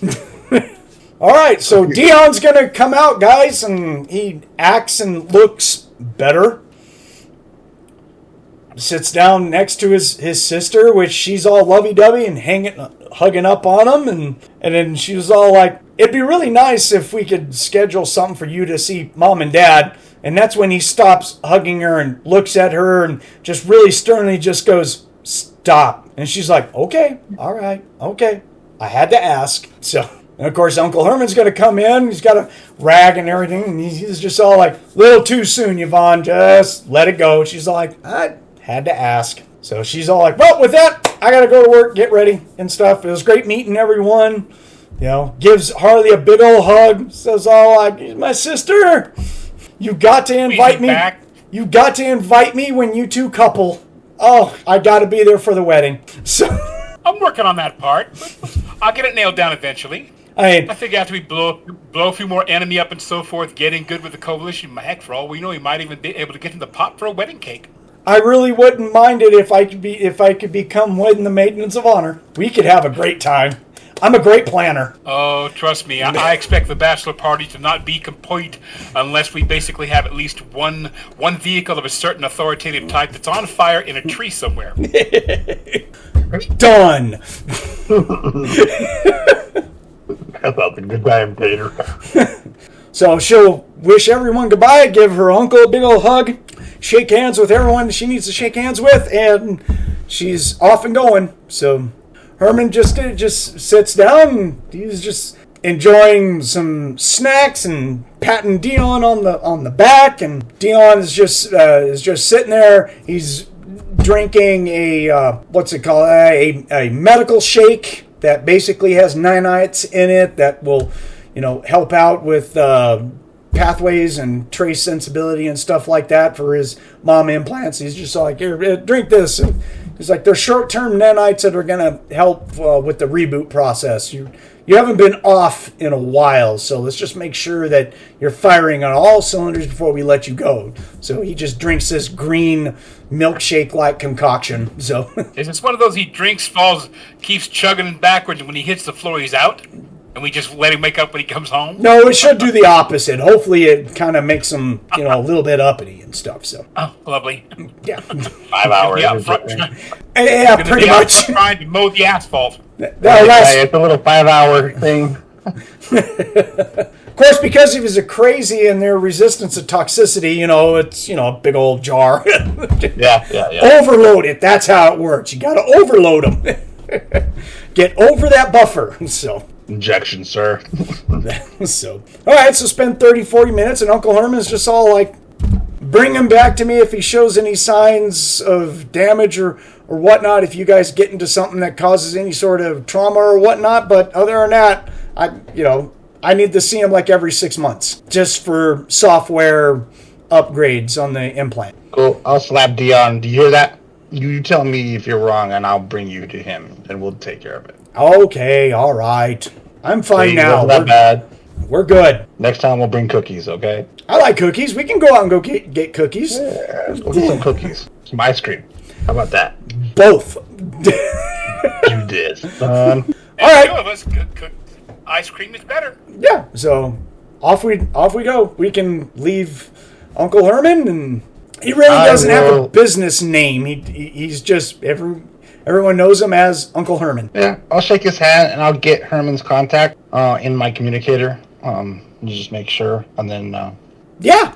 I will thank him for all the things that he's done, and the information and discussion, and then we'll... And everyone notices that you're carrying this big box with blinky lights and wires.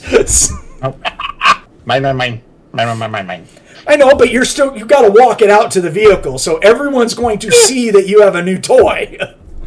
Y'all look away. Yeah. Something new has been added. Just mine.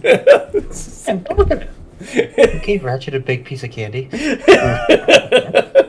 Yeah, if you have basic electronics, you might understand what it does, but you really need to have an electrical engineer to really understand the gist of what that piece of equipment does. So, right. Oh, look, a box with lights. How exactly does that help you again? Remember that. You're right. It's useless to you. That's all that matters. Mine. So that only burns roughly about, we'll say, a total of 4 hours of the day. So if we started out 7, 8, it was 9 when we left. So lunchtime. Lunchtime when we get back. We'll stop and get ice cream, tacos, hamburgers. What else did he want? 300 credits. Okay. He seems a little bit more hungry than normal when he's getting ice cream sandwiches. He's just all like, I'll take 6 vanilla, 6 chocolate, 1 chocolate chip, and a Rocky Road. What do you guys want? So... Not a split and a strawberry shortcake. Don't save your dessert for last. Eat it first. Yeah, and give me an extra large bucket of chocolate K-cup for our dog. So Peanut butter ice cream. it's a big bucket with a huge ass plastic ladle. Here you go, Jerry. I don't Little eat puppy this much sugar. I think Dion thinks I'm as hungry as he is. Oh my god.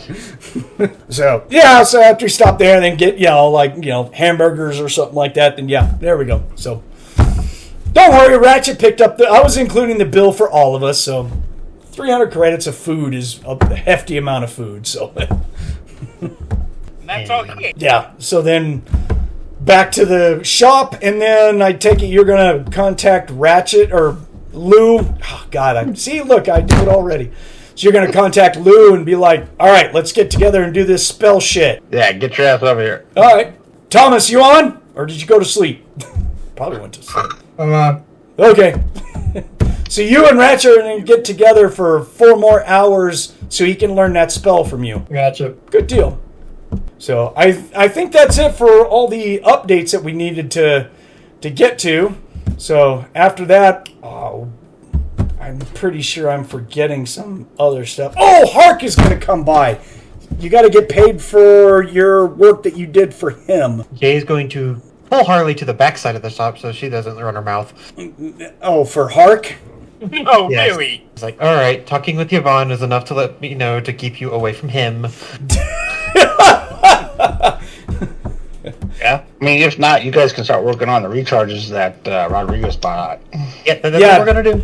Distract the Harley with the recharges. Here you go. Pay attention to that. Ooh, looky blinky lights and silver shit. So you're entrusting Dion and Armin to take care of Hark since you're going to be learning Yeah, the I mean, spell? I don't know when the Samus comes by, so... Well, the Samus arrived before you guys left. It landed, a pilot just dropped it off, and then he jumped in a transport and left. Okay, well... Yeah. Armin's already all over the Samus. He's just all like, woo! Right.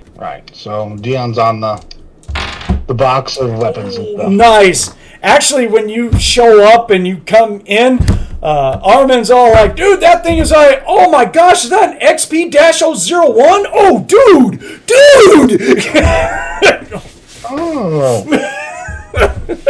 Those are violated. Don't touch. Don't touch. You gotta share! No. Give it to me. You can't It's my sleep. birthday gift. You can't sleep with it. I can borrow it at any time. Fuck, I can't. I'm property using all over my goddamn room. I tell you what. Wink at Harmon. I got you, bud. Give me Don't that. worry. Come on! No, he's an electrical engineer too. He realizes it. He's not like, Oh, yeah. whoa. Put a carpet adhesion on the damn cells and see if this fucker touches it. He'll touch it once. I am stuck to it. No shit.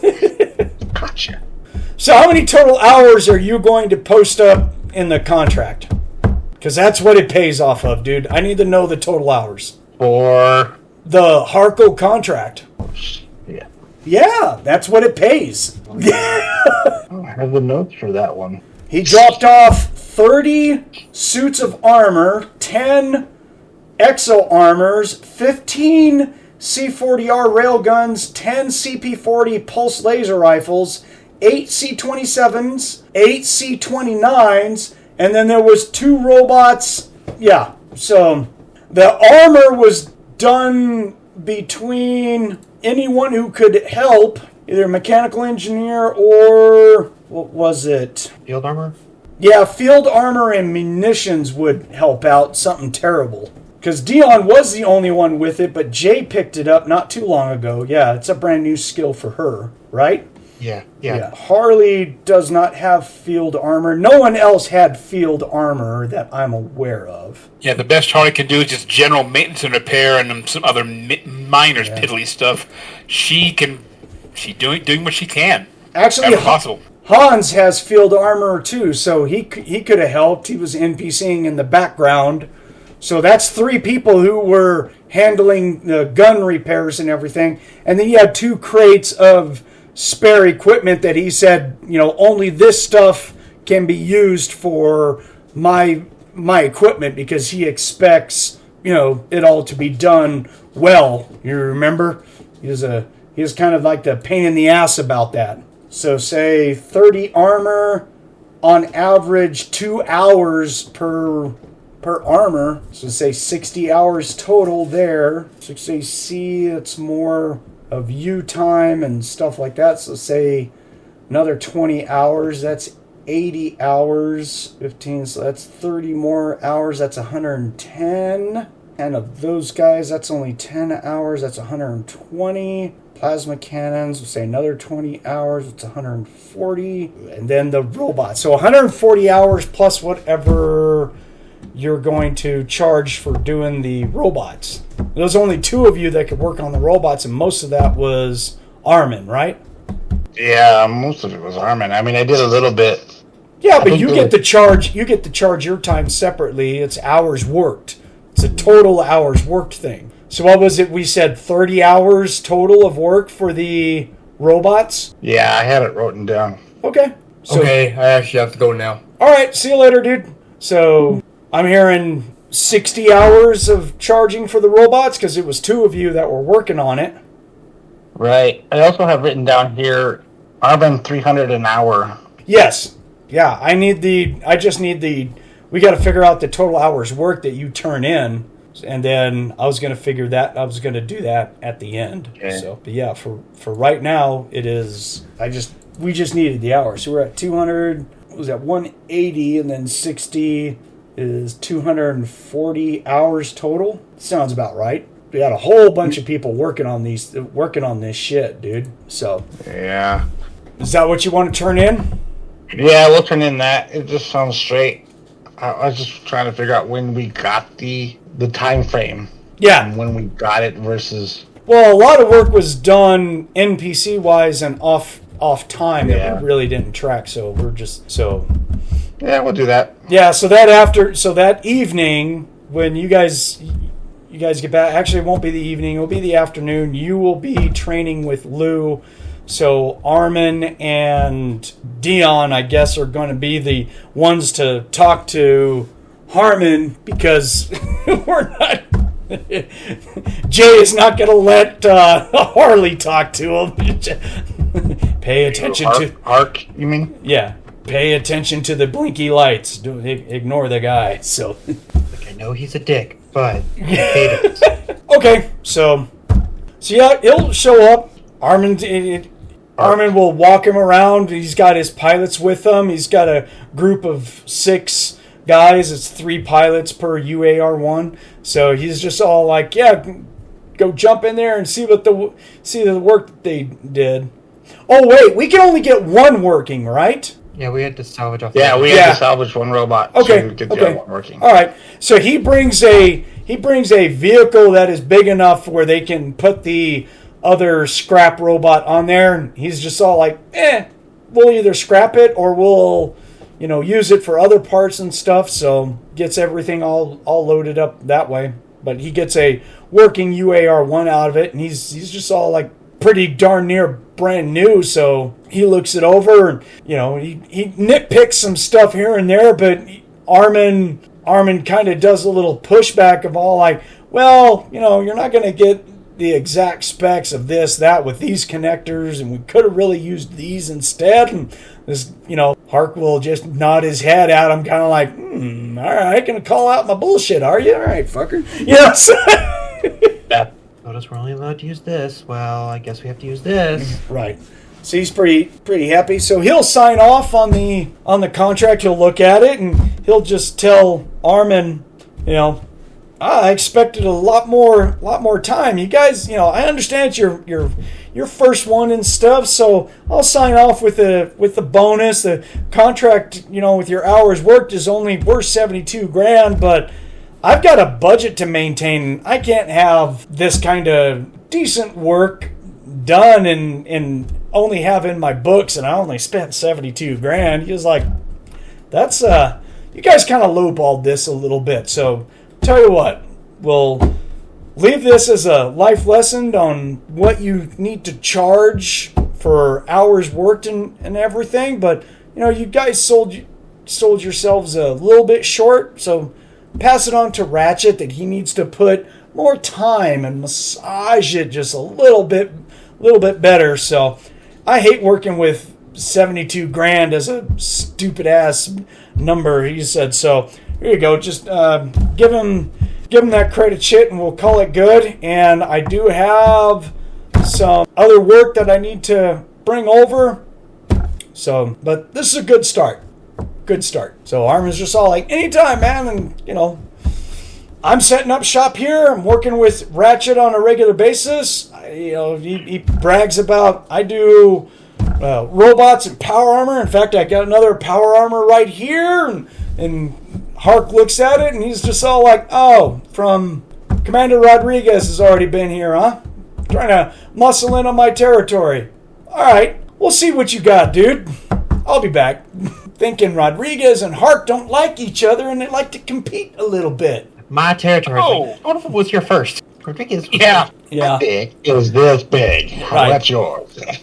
And Jay, obviously, with your hearing, you can hear all this, and you're just like, oh, I'm so glad Harley's not out there with them. Yeah. Oh, hey, a bonus. Schwartz, That's cool. Anyways. it's mine. Yeah. Say again, Yeah, Brandon. Daisy gonna go, oh, looks like we're getting a bonus on top of what hours we submitted. Cool. Yeah. So, I see your Schwartz as big as mine. Let's see how well you handle it. So, Ratchet, you get 150K in a cred shit. And that is going to be in CS funds, by the way. Yeah. Hark is a by-the-book guy, which I will state that CS funds are widely more accepted now in, obviously, the burbs where you're at, so you won't have a problem spending it, but you're not going to be able to go to, like, Laszlo or Federation of Magic and be like, I got 1 million CS credits. They're going to be like, oh, that's fantastic. Yeah. That and 2 pumps will get you off. So that's about all you get. Yippee hurrah. How much for Not much for that dog boy right there. I think we can do some favors with the long snout dog boy there. Kind of numbers we talking, son. Excuse me? Excellent. All right, so Hark gets taken care of. Got everyone taken care of. So you go out, you're off learning your spell at the, 4 or 5 o'clock. You come back and you can now highlight that spell. You have it in your inventory. Bingo. Dion's going to ask someone in the shop, since Ratchet's not here. He's all like, I need some credits. I'm going to go get some steaks. I'm gonna barbecue up some stuff before we head out tomorrow morning. Harley will definitely hand him her credit chip for that one. It's like, oh yeah, inch thick, tasty. Cool. He's easily turning down good steaks. Yeah, he's easily gonna blow about 800 credits for steaks, potatoes, shit like that. So the thing of it is that I'm pretty sure that when me and our resident little Doberman get a sniff of the air, it's like, oh, this is worth it. Well, we haven't seen them. They haven't been around for a few days because they had to leave. No, he's not a like, Doberman. I thought our little dog lady was a Dobie. Nope, she is a bull mastiff. Yeah, bull mastiff. I asked you that earlier. Yeah. When you said Doberman, I thought you were talking about Farah's boys. I was like, Farah took off. We haven't seen her for a while. I mean, I know they like meat, but... Yeah, like I said, I was under the impression she honestly was a Dobie. I think because to my memory, when Farah first came over, I figured Doberman male, Doberman female. This ought to be fun. No, and they don't get along with her anyways. So, especially one of them. That was the problem. One of them doesn't even like Ratchet. So I mean, he just he barely tolerates Ratchet. He's all like. Him sneering at Ratchet means he's smiling at Ratchet. Ratchet's like, good job, man. It's about... That's the kind of dog Jay is. Yeah. Yeah, okay. She's quite big. Cool. Alright, so you're going to make the call to Tin Man? Yeah, I will let him know that in the morning we will be leaving. Be ready at 8 o'clock. Okay. And that's what we're going to be doing. Yeah, we'll continue that portion of the job at that time. So, all right then. Well, I can't think of a better place to end it. I don't want to start you guys jumping out right now. So this is a good place as any to stop. It's just a role-playing day all day, but we needed it to catch everything up and stuff. So, plus we learned a lot of information about Lou and everything. So, but at least we're all back together now and ready to rock and roll. No worse for wears. Then we got Dion upgraded today. We bought some equipment. We got all set up. So yeah, it was good. We needed to get through this. So right on, guys. I appreciate it. Thank you guys for showing up. Nick, thank you for playing Ratchet. Good job. Monte, we appreciate you playing Harley. And Brandon, thanks for sticking in and doing the role-playing with our Cyber Knight. So it was way cool. Had a good time today. So for everyone who's listening in, Psycho Squad will be back once again, playing some more. We'll see what happens. So keep rolling dice. Keep altering reality on a regular basis. And we will see everyone later. Until next time, have a good one.